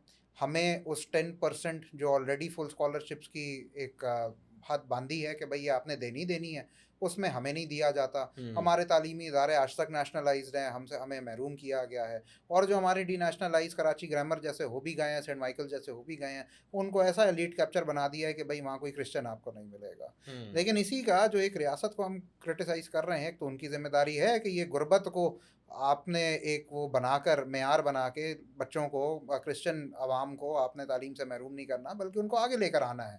इससे ज़्यादा बड़ी जिम्मेदारी जो मैं कह रहा था कि हमारे अपने लीडरान की, सियासी लीडरान की तो सही, लेकिन हमारे जो मजहबी लीडरान है, हमारे हर एक पादरी की, हर एक पढ़े लिखे उस घराने की जो कि पढ़ लिख गया है इस दौर के अंदर और आपके चर्च का मेंबर है, जो कि अच्छा सूट वूट पहन के आता है, जो समझता है कि जी मैंने मास्टर्स कर लिया है, मैंने बैचलर्स कर लिया, मैं अपने बच्चे को भी बैचलर्स और मास्टर्स करा लिया है, उसके बाद क्या उसकी जिम्मेदारी ख़त्म? नो। मैं अपने नाना का एग्जाम्पल आपको देता हूँ कि प्रोफेसर इनायत डीन साहब अपने घराने में पहले शख्स थे जिनको तालीम तक रसाई हासिल हुई। और ये फैसलाबाद में मेरे ख्याल में मेरे नाना की जो सन पैदाइश है वो 1937 है, 1937 या 1939। सही। He is by God's grace 86 now.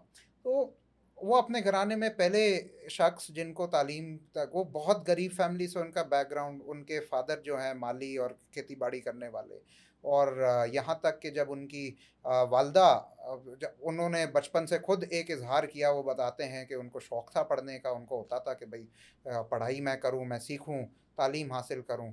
तो उनकी वालदा और वालिद साहब के बीच में इस बात पे डिसएग्रीमेंट रहती थी कि वालिद साहब हमेशा कहते थे कि भाई ये किधर कौन से ख्वाब जो है ये मेरा बेटा देख रहा है, और ये तालीम क्या है कि हमने घर में है ही नहीं, हमारी इतनी सोच ही नहीं है, यहाँ तक इतनी पहुँच ही नहीं है, इतने वसाइल ही नहीं है। मेरे बेटे को मेरे साथ जो है ये खेती बाड़ी में मामलात में आना चाहिए कि ये गाय बैल चराए और घर का जो डे टू डे एक साइकिल चल रही है वही आगे कैरी ऑन करे, ताकि हम मेरे बाद कोई देखभाल करने वाला हो। लेकिन उनकी वालदा की एक जो है जिसको कहेंगे कि हमेशा जो कहते हैं ना हम कि वालदा के कदमों तले जन्नत है, वो सही मायनों के अंदर कि आपके पीछे अगर एक ऐसी माँ खड़ी हो जो कि आपकी ड्रीम्स को आप आगे सराहे, तो वही मेरे नाना के साथ कि एक तो उनके घर से उनकी वालदा ने कहा जी हम गरीब हैं, कुछ भी हैं, जो भी हैं, उन्होंने कभी अपने बेटे को रोका नहीं, बल्कि उसको आगे कहा कि जी तेरे पढ़ने का शौक़ है, बहुत अच्छी बात है, जबकि वो खुद भी पढ़ी लिखी नहीं थी। एक मिशनरी का वो जिक्र करते हैं जिनका उनको अब याद नहीं, क्योंकि इतने छोटे थे, कौन थे क्या थी, कि जिन्होंने आके उनकी फ़ीस भर दी। कहा कि जी बच्चे को पढ़ने का शौक़ है, ठीक है, पैसे नहीं है, ये हिंड्रेंस है, कोई बात नहीं, हम भर देते हैं, मौका दे देते हैं। एक ऐसे ख़ानदान जो पता नहीं कितनी जनरेशन से पावर्टी की साइकिल में चले आ रहा है, वो अपने वालिद साहब अगर उनकी खेती बाड़ी कर रहे थे, हो सकता है उनके नाना दादा सारे उनके ऊपर जितने हैं, एक साइकिल ऑफ पावर्टी चल रहा था।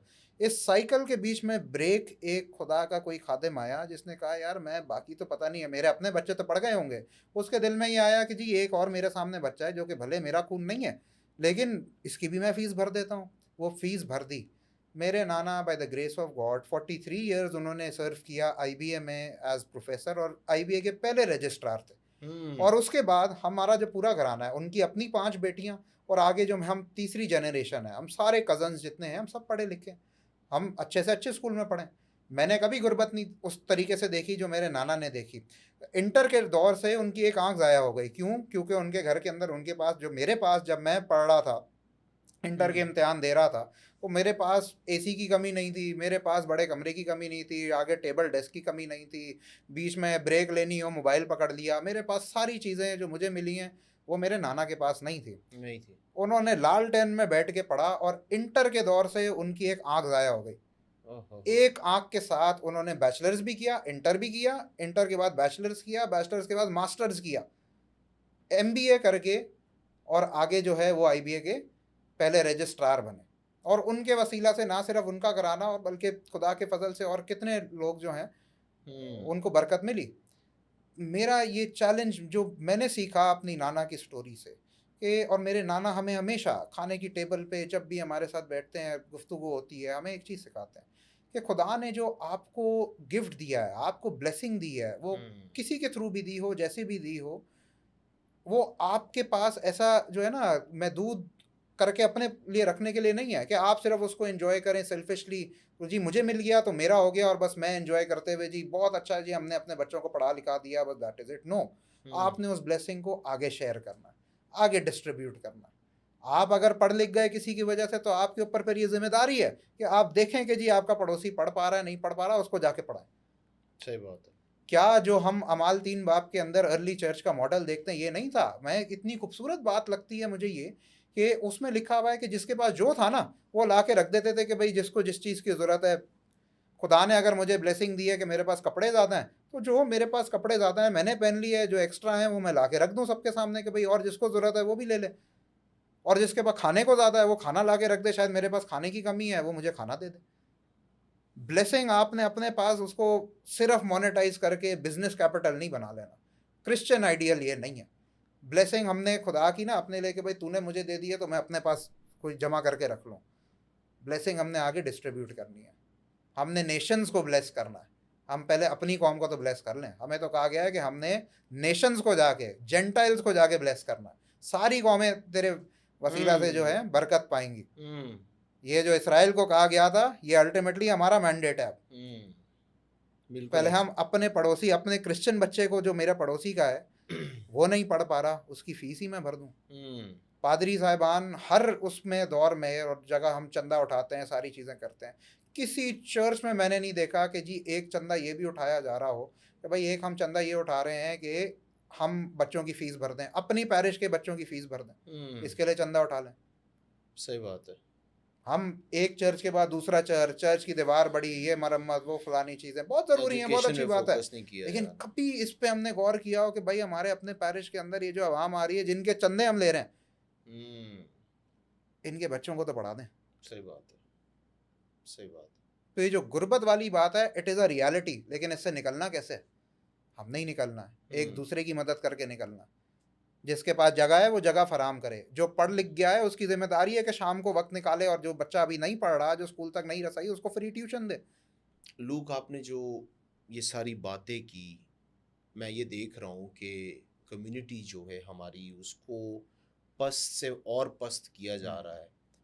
और जो हम देख रहे हैं कि जो इसके ऊपर, जिनको हम कह सकते हैं कसूरवार ठहराएं, या इसके पीछे जो लोग हैं वो, या तक कि हम कह सकते हैं रियासत है, फिर लीडर है, और फिर हम वाक़ियात को देखते हैं जैसे कि जड़ावाला, शांति नगर। अब आपको क्या लगता है कि क्या वही लोग जो हम कम्युनिटी को in education sector, job sector के पीछे जो है वो हमें फंसा रहे हैं, या एक साइड पे दीवार के, जैसे आप कह रहे दीवार के साथ लगाया हुआ है, ये वही लोग इस नेक्सस के पीछे हैं, कनेक्टिविटी है?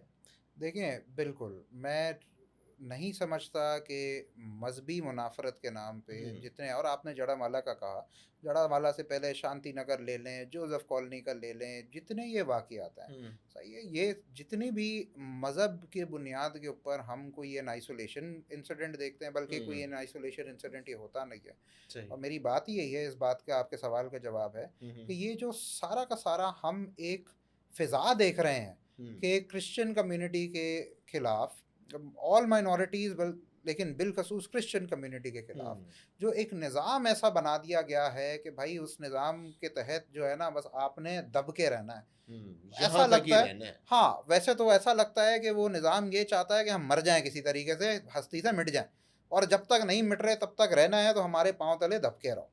यही जो एक सोच है, ये जो निज़ाम है, और मैं आपसे कहूँ जो आपने बात की कि इनकी कोई कनेक्टिविटी है, जी, जितनी मैंने बातें की कि किस तरीके से हमारे तालीम हमसे छीन ली गई, हमारे फंडामेंटल राइट्स पे डाका डाला गया, हमारे जो है एक एक जॉब्स, एक जो है ना एक इंसान की डेली लाइवलीहुड के ऊपर कि भाई मैं अच्छी ज़िंदगी जी ना पाऊँ, ये जो सारी सोच है, ये कोई एकदम से नहीं बर्पा हो गई, एकदम से नहीं क्रिएट हो गई।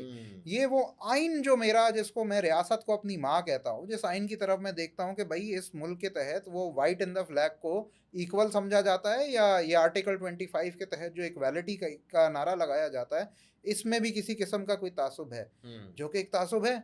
ये आइन जब मुझे इस तरीके का इस पूरे माशरे के अंदर ये एक सोच बर्पा कर दी है, पैदा कर दी है कि भाई ये वाले पाकिस्तानी, वो वाले पाकिस्तानी, और ये वाले पाकिस्तानी जिन पे इस्लाम का ठप्पा लगा हुआ है, ये आला पाकिस्तानी जो कि प्रेसिडेंट भी बन सकते हैं, प्राइम मिनिस्टर भी बन सकते हैं, और वो वाले पाकिस्तानी यार ये कमतर है, ये तो उनके मातहत होकर ही चलेंगे। सही। तो ये जो सारी सोच है बेस्ड ऑन रिलीजन, कि एक रिलीजन उसकी सुप्रेमेसी है और बाकी जो है वो कमतर हैं, उनको पीछे रखे लाइन में, उसी का ये नतीजा है, ये कॉन्सिक्वेंस है जो हम जड़ावाला में देखते हैं। और मैं देखें, बात ये है कि जड़ावाला की जब हम बात करते हैं तो एक मेरे बहुत अच्छा, जितने भी हमारे पढ़े लिखे सर्कल्स के अंदर और दोस्त अहबाब हमें ये फ़ौरन से उसकी मजम्मत भी करते हैं, मैं अप्रिशिएट भी करता हूँ कि जब ऐसे वाक़यात होते हैं, नज़ीर मसीह का हुआ, ये हुआ, मुझे याद है लास्ट ईयर ही ये लगातार तसलसल के अंदर पहले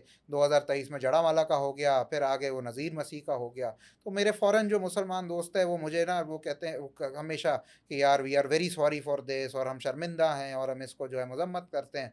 और इसी के साथ साथ जो है ना एक ये भी लाइन कहते हैं कि भाई असल इस्लाम ये नहीं है, इस्लाम ये नहीं सिखाता, और वो जो लोग हैं वो मुसलमान नहीं हैं। तो मेरा उनसे बड़ा एक जो है ना आगे से आजी से मैं ये सवाल करता हूँ कि सर आप बिल्कुल ठीक है, मैं मान लेता हूँ इस्लाम ये नहीं सिखाता, लेकिन आप ये वाली बात मुझे क्यों सिखा रहे हैं? उन्हें बताया ना, उन्हें बताएं, वो जो इस्लाम के नाम पे ये काम कर रहे हैं, और वो कहते हजारों हैं की कि तादाद से कर रहे हैं। पता है, हाँ, आपको नहीं पता। एग्जैक्टली, वो तो कह रहे हैं कि जी असल इस्लाम तो हमें ये सिखाता है, और हम इस्लाम के नाम पे जो दीन उनको पढ़ाया जा रहा है वो कर रहे हैं। और आप जो मुझे अब नई बात बता रहे हैं, ये तो आपसे सुनने को मिल रही है, अक्सरियत तो वो मान रही है। बिल्कुल। और जब मैं अक्सरियत कहता हूँ, जो ये बात करे ना कि अक्सरियत नहीं मान रही, देखिए मैं, और इसमें पढ़े लिखे का और जिसका पावर्टी का भी इशू जो है ना, मैं आपको बड़ा वाज़ेह बताऊँ कि जब मैं बात करने लगा हूँ असेंबली की फ्लोर से, राजा परवेज़ अशरफ साहब, ठीक है, पीपल्स पार्टी के स्पीकर नेशनल असेंबली, वो जब इल्मुद्दीन को, जिसने एक पुराना, जिसमें कायदे आज़म मोहम्मद अली जिन्ना साहब ने when he was a barrister practising in colonial India, तो उस वक्त उसको किया, ये इल्मुद्दीन का वो केस है कि उसने एक हिंदू को, जिसने एक ऐसी किताब लिखी जिसमें कुछ गुस्ताखाना मटीरियल था अगेंस्ट इस्लाम, तो उसको जाके कत्ल कर दिया एक्स्ट्रा जुडिशली। उसको जब आप सराह रहे हैं कि जी इल्मुद्दीन तो हमारा गाजी है, speaker of the national assembly, और किस पार्टी का? पाकिस्तान पीपल्स पार्टी का, उस पार्टी का जिसका अपना गवर्नर शहीद हुआ था, सलमान तासीर, स्टैंडिंग अप अगेंस्ट के जी ये मज़हब को किस तरीके से आपने ब्लास्फेमी पॉलिटिक्स करके और एक्स्ट्रा जुडिशल मर्डर के, जिसका दिल चाहे उसको कत्ल कर दिया जाए। आपकी पार्टी का जो एक सिटिंग गवर्नर उस वक्त शहीद हुआ था, आप उसी पार्टी के रिप्रेजेंटेटिव होते हुए आप speaker of the national assembly sir आ रहे हैं कि जी ये जब काम हमसे पहले किसी और ने किसी के साथ किया था वो बहुत अच्छा था, और उसी के नाम के ऊपर आपने जो है एक यूनिवर्सिटी भी तामीर कर दी, और उस यूनिवर्सिटी की जो मेरे ख्याल में इफ्तिताह किया, if I am not wrong, if memory serves me right, तो हमारे PMLN के जो अभी जो प्राइम मिनिस्टर हैं शहबाज शरीफ साहब, वो जाके उसका फीता काट रहे थे, if memory serves me right. PMLN की बात करें तो जो कैप्टन सफदर अहमदीज़ के ख़िलाफ़, और जगह जगह अहमदीज़ को तो स्लैंडर करना एक जो सबसे ज़्यादा आसान एक हमारे इस माशरे में बन गया है, और ब्लास्फेमी पॉलिटिक्स, मज़हब के नाम पे एक सियासत करना, कि हम इस मुल्क के अंदर अपने ही आपस में, जब मैं एज अ ले पर्सन, एज अ सिटीज़न, जब मैं अपनी पॉलिटिक्स देखता हूँ, जो TV पे मुझे न्यूज़ मिलती है, जो मैं तकरीरें सुन रहा होता हूँ, तो ये जितनी पॉलिटिकल पार्टीज़ हैं, जब एक दूसरे के खिलाफ तकरीरें कर रही होती हैं, वो उसको काफिर कह रहा है, ये उसको काफिर कह रहा है, मज़हब के नाम पे सारी पॉलिटिक्स चल रही है। किसी को तजलील करना है, किसी को आवाम को उसके खिलाफ करना है, कह देना है जी ये जी ख़त्म नबूवत के खिलाफ है। मुझे वो जो है परवेज़ रशीद साहब की भी ये नारे याद हैं कि जो जिस उसमें ये अपना ऐवान के अंदर अगर ख़त्म नबूवत के खिलाफ बात होगी तो हम जाके जला देंगे।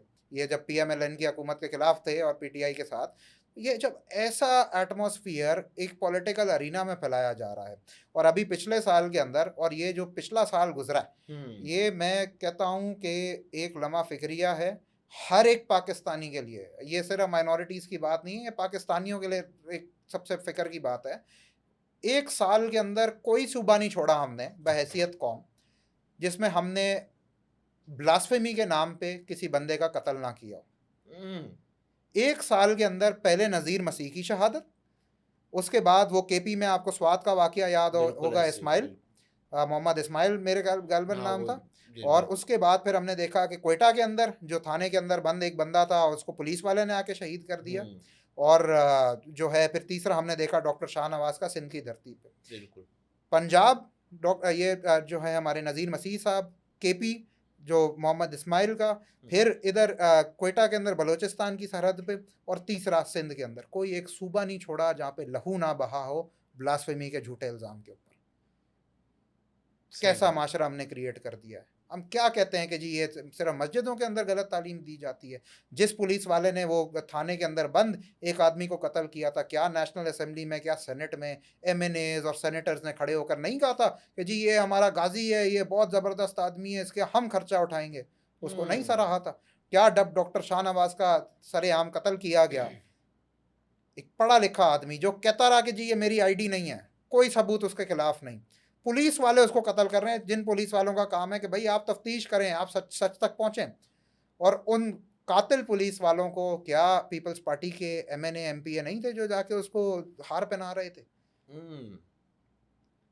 हम क्या बात करते हैं कि जी ये शायद जो है ना कुछ चंद जी गरीब और जिनको सही इस्लाम का नहीं पता या वो हैं जो ये काम कर रहे हैं। हर पॉलिटिकल पार्टी मज़हब का कार्ड इस्तेमाल करती है, और उन्हीं के MPAs MNAs जब ऐवान में बैठ के, जब सेनेट में बैठ के, जो हमारा रिप्रेजेंटेटिव है, जो आवाम की एक जो पिनेकल ऑफ सोसाइटी है, सही, वहाँ पर जब ये सारी पॉलिटिक्स हो रही है, जब वहाँ मज़हब के नाम पे मुनाफरत, मज़हब के नाम पे खौफ, मज़हब के नाम पे कत्ल को जो है एक अच्छा समझा जा रहा है, उसको एक जो है कवर दिया जा रहा है, तो माशरा किधर जाएगा? सही बात है। Jaranwala is a consequence. Jaranwala कोई आइसोलेटेड इंसिडेंट नहीं है कि जी वो TLP ने कर दिया और TLP शायद सिर्फ इसका कसूरवार है। ये जितनी जो पार्टियों का मैंने आपको गिनवा दिया, ये तो बीज बो रहे हैं तो TLP ये कर रहा है ना। और उसके बाद TLP ने जो करना था TLP ने कर दिया, और वो एक पंजाब हुकूमत की उस वक्त केयर टेकर गवर्नमेंट थी, उनकी 26th कैबिनेट रिपोर्ट के अंदर ये आया कि इसके ऊपर जो है ये TLP वालों ने फॉर इलेक्टोरल पर्पसेस, उस वक्त तक इलेक्शन नहीं हुए थे, वो था कि इलेक्शन आगे से आगे होते जा रहे हैं, केयर टेकर सारी हुकूमत चल रही थी, उसमें बाकायदा तौर पे उसके अंदर रिपोर्ट में आया है कि ये जो इन्वेस्टिगेशन इसकी फाइंडिंग है कि इसके पीछे जो रीज़न था ये सारा करने का, वो इलेक्टोरल पर्पसेस के लिए था। खुदा जानता है कि भाई इलेक्शन के अंदर किसको और कैसा फ़ायदा मिल रहा था कि ये इतनी बड़ी आवाम को, इतने बड़े जो है ना वोट बैंक को आप इधर से बेदखल कर दें। Ulterior motives. और उसके बाद आज हम जाकर देखें जड़ांवाला के ऊपर, जब अगर हम जाके सर्वे करें ना, मेरे ख्याल में उस वक्त इनिशियली 20 से 25 FIR कटी थी, शायद ज़्यादा। किसी एक में भी किसी को सज़ा नहीं हुई। उल्टी सज़ा किसकी हुई? 2 क्रिश्चियन को हुई। हाँ बिल्कुल। और वो एहसन मसीह वाली नहीं, जड़ांवाला के लिए भी डायरेक्टली जो है 2 क्रिश्चियंस को सज़ा दे दी कि भाई इन्होंने शायद गुस्ताखी की थी और इनको जी हमने सज़ा दे दी। और जितने मुसलमान उसमें सारे जलाओ गिराओ में, सारे मामलात में शरीक थे, आधी से ज़्यादा FIRों के अंदर मेरे पास अपनी बिहाइंड द सीन्स लोगों ने आके इस बात का एतराफ़ किया कि जी आप हमारा नाम लेके कहीं जिक्र मत कीजिएगा, लेकिन हमें इतना डराया गया है, हमें जो है ना वो ज़दो-क़ौब करके गायब कर दिया गया, तो भाई ये FIR वापस लो, शहादत नहीं देनी, डेट पे नहीं जाना, ताकि वो केस आपका डिसमिस हो, स्टॉप प्रोसीडिंग्स हो, अक्विटल हो जाए। 265K 249A में ये लीगल लोग समझते हैं ये सारे प्रोविजंस, उसके लिए जी हमें रसाई अदालत से रोका गया और इस तरीके से सारे मामला होते गए। और आज जड़ामाला के हवाले से मैं आपको बताऊं कि हमने एक पिटिशन फाइल की हुई है सुप्रीम कोर्ट ऑफ पाकिस्तान के सामने, 2023 से फाइल की हुई है।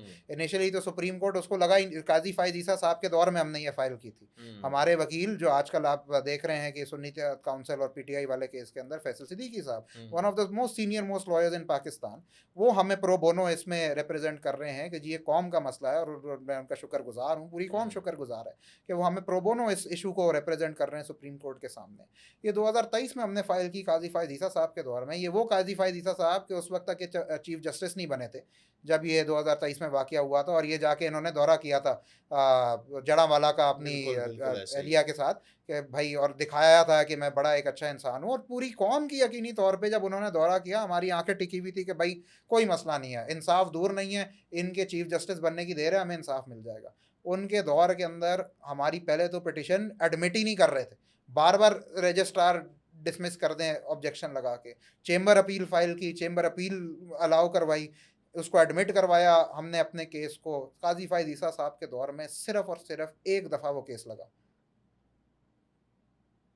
रिवायती तौर पे लगा दिया, कर दिया भाई, रिपोर्टें मंगवा ली हुकूमत से कि जी क्या हो रहा है क्या हो रहा है, और उसके बाद केस को ही नहीं लगने दिया। आज तक टोटल सिर्फ और सिर्फ 3 या 4 उसकी हियरिंग्स हुई हैं, और सेम ओल्ड, नीचे आप जाके वहाँ देखें, किसी को कोई कंपनसेशन नहीं मिली, लोगों का पूरा ज़िंदगी का जमा पूंजी ज़ाया हो गई। और मुझे अब लेटेस्ट सर्वे नहीं पता, खुदा ना खास्ता कोई डिप्रेशन से कोई मर गया हो, कोई वैसे कोई मर गया हो, लोगों की बुरी हालत,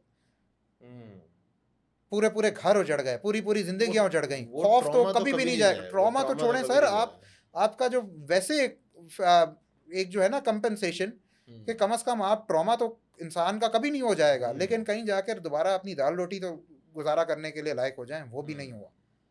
मैं एक ऐसे पादरी साहब को जानता हूँ जिनका अपना एक बिजनेस था वहाँ पे, उसका खाने का था, पास्टर अमजद आलम उनका नाम है, उनका एक करोड़ों का उनका रेस्टोरेंट था, रेस्टोरेंट पूरा जल गया। वो किधर जाएगा बंदा, क्या अदाला करेगा? आपने 20-20 लाख के चेक अनाउंस कर दिए, 20 लाख क्या है? जिसका करोड़ का बिजनेस ज़ाया हो गया, जिसकी दिन रात की सारी रोजी रोटी बंद हो गई, 20 लाख हो गया, वो क्या करेगा? अचार बनाएगा। सही बात है। और उसके बाद भी जब चेक दिखावे के लिए आपने अनाउंस कर दिया, आते से ज़्यादा को लोगों को नहीं मिल रहे, नहीं मिला, बिल्कुल ऐसे ही मसला ये है।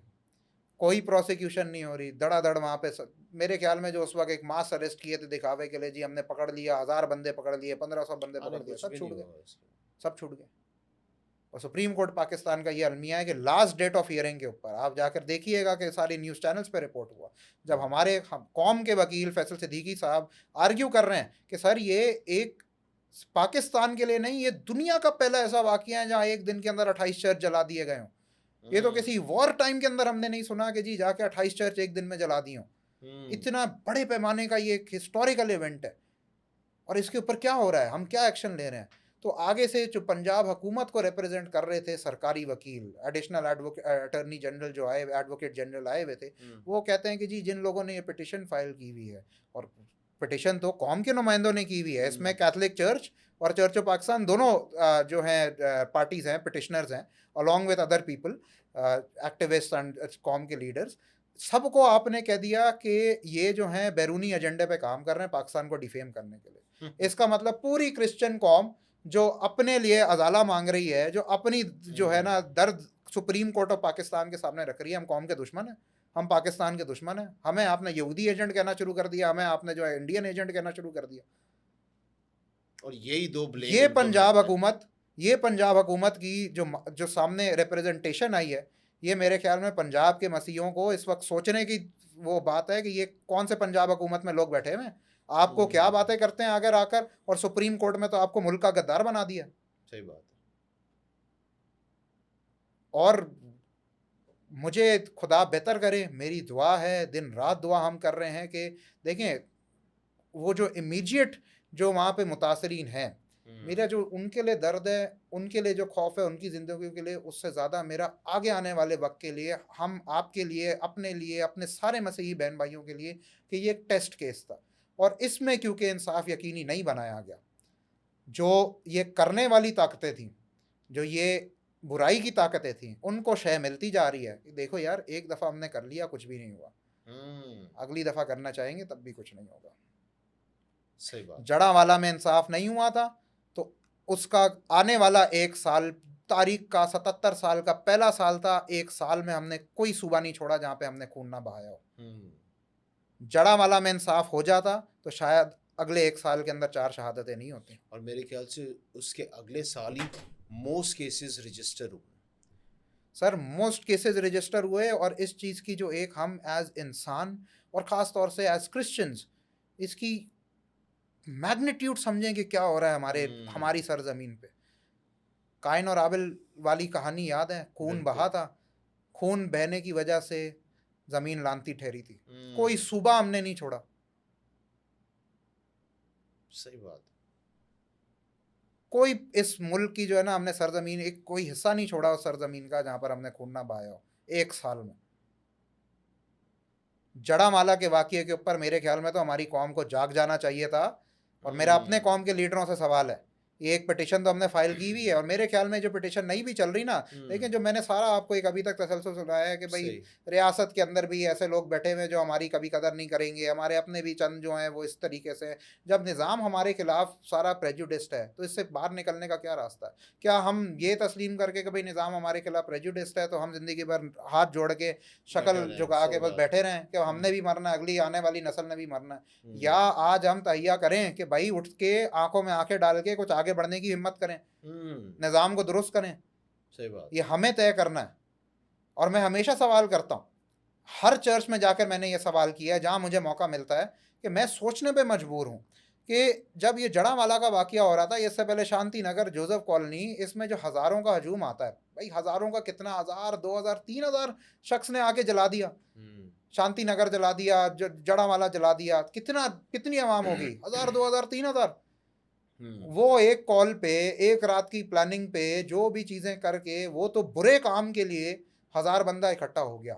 हमने उसको कंडेम करने के लिए, उसके जवाब में, मैं नहीं कहता कि हमने जाके उनको जला देना है, कम से कम जो हमारी तालीम है कि हमने दुआ के मजहबे कायम करने हैं, हमें अमन और सलामती की तालीम देनी है, एक कम से कम मजम्मत करने के लिए और अपने मज़हब की तालीम को आगे बढ़ाने के लिए और एक अपना एहतजाज रिकॉर्ड करने के लिए ही सही हम 1000 की तादाद में कहीं जमा हो गए हों। पंजाब में सबसे बड़ा सूबे के अंदर सबसे ज़्यादा जो क्रिश्चियन पाए जाते हैं वो पंजाब में पाए जाते हैं। बिल्कुल ऐसे ही 1000 क्रिश्चियन नहीं जमा हो पाया। मेरा लीडरों से सवाल है, चर्च ऑफ पाकिस्तान का एक डाइसेस, ये हमारे सिंध की और बलोचिस्तान और कराची की अजीब एक वो मनता है कि एक ही डाइसेस है, बलोचिस्तान में अलग कोई डाइसेस नहीं है, और एक हैदराबाद की डाइसेस है, सिंध में ये 2 डाइसेस हैं। बाकी जितनी डाइसेस हैं, लाहौर, सियालकोट, फैसलाबाद, रायविंड, मुल्तान, ये 5 डाइसेस जो हैं वो जो हैं आपकी पंजाब के अंदर हैं। ये 5 डाइसेस के जो 5 बिशप हैं, बाकी कैथलिक्स की भी जो भी डाइसेस हैं, लाहौर डाइसेस है उनकी, मेरे ख्याल में फैसलाबाद डाइसेस भी है, ये सारे के सारे जितने लीडरान हैं, इनकी इतनी बड़ी बड़ी कलीसियाँ हैं, ये किसी एक प्लेटफॉर्म पे जमा होकर कोई 1000 2000 मतलब की एक रैली निकाल देते कि भाई हम मजम्मत करते हैं। हर पेशी से पहले सुप्रीम कोर्ट के बाहर आके भाई धरना दे दो, तो पता तो चले कि हम भी अपने हकूक़ के लिए खड़े हो रहे हैं। जब हमें अपनी हकूक़ की परवाह नहीं है, जब हम अपने हकूक़ के लिए आवाज़ नहीं उठाएंगे सर, तो फिर जो जाबिर है ना, उससे हम क्या तवक्को करेंगे? जो बेइंसाफ काजी की जो हमें तमसील बताई गई, खुदावन यीशु मसीह ने बताई कि भाई जब निज़ाम भी आपके खिलाफ हो ना, तो फिर कुछ नहीं तो आप जाके उसका सर तो खाएं, अपने हक के लिए आवाज़ तो बुलंद करें, बार बार आगे बात तो करें, वो भी शायद जो है ना तंग आकर आपको इंसाफ दे ही दे। सही बात है। हमें सोचने की ज़रूरत है, आज हमारे लीडरान को सोचने की ज़रूरत है कि जिस पसमानदा हालत में हमारी कौम धकेल दी गई है, क्या आप बस इसमें ही जीते रहना है और दिन ब दिन ये सूरत हाल बुरी से बुरी होती जाएगी, या कुछ नहीं तो ये तो हम आपस में कर लें कि भाई बाहर निकलें, अपने हकूक़ के लिए आवाज़ तो बुलंद करना शुरू करें। सही बात है। मेरी आपके पॉडकास्ट के तवस्सुत से पूरी अपनी कौम से अपील है कि अगली दफ़ा जब सुप्रीम कोर्ट के अंदर इस केस की, जड़ावाला के केस की ये हियरिंग लगे, हम इसको अनाउंस करेंगे, हम बताएंगे, खुदारा बाहर निकले, आए सुप्रीम कोर्ट के बाहर एहतजाज करें, आए सुप्रीम कोर्ट के बाहर जो है धरना दे के बैठे। मेरे ख्याल से ये आपकी अकेले की ये एक ही पिटीशन डली हुई, ये सिर्फ वाहिद ये पिटीशन चल रही है हमारी जो हमने फाइल की हुई है, और तो किसी 53/2023 बिल्कुल कॉन्स्टिट्यूशनल पिटीशन हमारी। कम से कम पता तो चले कि भाई हम अपने हकूक़ के लिए बात कर रहे हैं। निज़ाम हमारे खिलाफ है, वो कोई इसमें दूसरी राय नहीं है, लेकिन अब इसका करना क्या है भाई? सही बात है, सोल्यूशन को तो पहुंचेगा। कम से कम आवाज तो बुलंद करें। नहीं तो मैं ये फिर बड़ी जो है ना जिम्मेदारी के साथ बात कर रहा हूँ, क्योंकि हालात जिस तरीके से ये हम तारीख देख रहे हैं आगे अनफोल्ड हो रही है, ये आग जो जड़ामाला को भस्म कर गई, उससे पहले जितने वाकयात हुए, ये और शिद्दत पकड़ती जा रही है, हम सबके घरों तक आएगी। या तो हमने इंतजार करना है कि हमारी बारी कब है, या आज हम अपनी कौमियत जगाएं और अपने हकूक के लिए बाहर निकलें। मेरे ख्याल में इसमें मुझे याद आता है, मैं भले आप बेहतर जानते हैं, लेकिन एक बाइबल रीडिंग क्रिश्चियन, एक प्रैक्टिसिंग क्रिश्चियन होते के नाते, जो मैं मत्ती 25 बाब पढ़ता हूँ, तो वहां पे खुदावन यीशु मसीह ने आके मुझसे ये नहीं पूछना कि भाई तूने कितनी दुआएं की थी, तूने कितनी बाइबल पढ़ी थी, तू रोज चर्च जाता था, कितना चंदा देता था। वो भी चीजें जरूरी हैं, बहुत जरूरी हैं अपनी एक पर्सनल लाइफ के लिए, खुदा के साथ रिफाकत के लिए, चीजों के लिए। बट उसने जो मुझसे सवाल करने हैं आखिरत के अंदर, वो ये करना है कि भाई मैं भूखा था, तूने मुझे खाना पूछा, मैं प्यासा था, तूने मुझे पानी पूछा, मैं कैद में था, तूने मेरी खबरगिरी की, मैं नंगा था, तूने मुझे कपड़े पूछे। और जब मैं उससे बोलूंगा खुदावन तू मेरे साथ, मेरे दौर में था ही नहीं, मैं तुझे मेरे साथ कैसे सलूक करता, तो उसका मुझसे आगे होगा कि अगर इन छोटों में से किसी की तरह सलूक किया, गोया मेरे साथ किया। खुदावन यीशु मसीह ने हर लीडर से तो करने हैं, हर एक बाकी क्रिश्चियन से भी करने हैं। तो भाई जड़ामाला जल गया था, ठीक है, उन जो 200 300 500 खानदान थे उसमें आप कराची वाले नहीं थे शामिल, लेकिन क्या आपने खबरगिरी की, क्या उनके लिए आवाज बुलंद की, या इंतजार करते रहे कि जी अब चलो बारी आएगी तो आएगी, नहीं आएगी तो अपनी जिंदगी जी लें। कराची के अंदर एक जो है हमारी फर्म एक मसीही का केस देख रही है, रहमत मसीह साहब एक हैं, बल्दिया टाउन के अंदर उनकी रिहाइश गाह थी, सैनिटरी वर्कर थे। 2023 से नहीं सॉरी 2022 से उनके ऊपर एक ब्लास्फेमी का पर्चा बनाया हुआ है और टोटली झूठा इल्जाम है। और वो 2022 से वो बंदा 3 साल हो गए हैं वो जेल में बंद है, उनका केस नहीं चल रहा था, कोई पैरवी नहीं कर रहा था। जब हमें बताया किसी ने कि भाई ये इनका केस है, हमने टेकअप किया और खुदा के फजल से 6-8 महीने के अंदर उसको बिल्कुल फाइनल हियरिंग पे ले आया और खुदा बेहतर करेगा, अच्छा फैसला आएगा। लेकिन मैं सोचने पे इस बात पे मजबूर हूँ कि उनकी जो जोजा हैं और उनके 2 बेटे हैं, उनकी क्या हालत है कि उनका जो एक कफील था, सही बात है, वो 3 साल से बंद है। क्या हमारी कौम में से उठ के जाके कोई पादरी छोड़ें, बाकी कोई उनका नेबर, कोई उनके इलाके का जाके उनसे पूछता है? हमें तो पता भी नहीं है इस केस का, हम तो उन केसेस को फॉलो करते हैं जो मशहूर हो जाते हैं। कौमियत हम में से खत्म है। वो जो अमाल के शुरू के अंदर जो एक चर्च का मॉडल था, वो किधर है मॉडल? हम तो आपस में लड़ रहे हैं, कलीसियाओं में लड़ रहे हैं। यूनिटी का है पर यूनिटी का है, और अपनी जो एक जिम्मेदारी है जो मत्ती 25 बाब के तहत हर एक इंसान से सवाल होने। मैं सिर्फ मसीहों से इस वक्त मुखातिब हूँ, सोच लें सही बात है, क्या जवाब देंगे। लोग भाई बातें जब ये ऐसी सामने आती हैं और जब इसके बारे में हम डिस्कशन करते हैं और कौम का जब हाल देखते हैं तो दिल रोता है। और बातें अगर हम अभी तो मैं समझता हूँ हमने सिर्फ वो क्या कहते हैं टिप जो होती है ना, को टच किया। बिल्कुल। और अगर हम डेप्थ में जाएं तो मामले और भी संगीन है। ऑब्वियसली बात है, हमारे पास पॉडकास्ट में इतना टाइम नहीं है और मैं ये समझता हूँ अभी तो बहुत सारे दूसरे ऐसे मामलात हैं जिन पे हमने बात नहीं की, जिसके अंदर फोर्स कन्वर्जन आ गई और के ऊपर जो बिल्कुल प्रॉपर्टीज के ऊपर बहुत सारी चीज़ें। तो मैं लेकिन फिर भी ये समझता हूँ कि जितनी बातों पे हमने गौर किया या डिस्कशन की, ज़रूर है कि हमारी कौम इसके ऊपर गौर करे, लीडर्स गौर करें, जहाँ जहाँ पे ये पॉडकास्ट देखा जाए इस पे गौर किया जाए। और मैं फिर ये कहूँगा कि आपने हमें फिर से टाइम देना है ताकि हम इसके ऊपर और मजीद जो है। I will be very much grateful और मैं आपको सराहता हूँ इस बात पे कि आपने इस पॉडकास्ट का जो इनकाद किया है। ये मेरे ख्याल में मैंने अपनी जिंदगी में पहली क्रिश्चियन पॉडकास्ट देखी है जहाँ कुछ इस तरीके से डिस्कशन हो रही है और ये सारी बात। और मेरी दुआ है कि सिर्फ मेरी नहीं पॉडकास्ट से, बल्कि जो आपका ये सिलसिला है इससे इवन दूसरे इंस्पायर होके मजीद आगे इस तरीके के कामों को लेकर चलें, ताकि एक प्लेटफॉर्म और फोरम बने कि हमारी मसीही आवाज आगे आए। हम अगर ऐवान में कोई बात नहीं करता तो हम आपस में तो बात करें, बिल्कुल, और शायद उससे कोई हमारे अपने कौम वाले भी इंस्पायर हों, वो भी जागे भी हों, और दूसरे भी जो हैं उनके कानों तक भी बात जाए कि हमारे बिल्कुल। Thank you look for coming to our studio और बहुत अच्छा लगा आपसे मिलके। Pleasure is all mine. Next time हम ज़रूर इसको कंटिन्यू करेंगे और डिटेल में इस पे बात करेंगे। जरूर, सो जरूर। जितने लोग हमें देख रहे हैं, do like share and subscribe to our podcast channel. हम यूट्यूब पे, फेसबुक पे, इंस्टाग्राम पर हैं, और इस पॉडकास्ट से मुतल्लिक जो भी क्वेश्चंस आपके दिल के अंदर आते हैं या आप समझते हैं कि इस पर भी मज़ीद बात करनी चाहिए थी, तो ज़रूर है कि आप कमेंट करें, ताकि हम नेक्स्ट टाइम जब डिस्कशन करें एडवोकेट लूक के साथ तो हम उस पर ज़रूर बात करें। So thank you for watching. God bless you.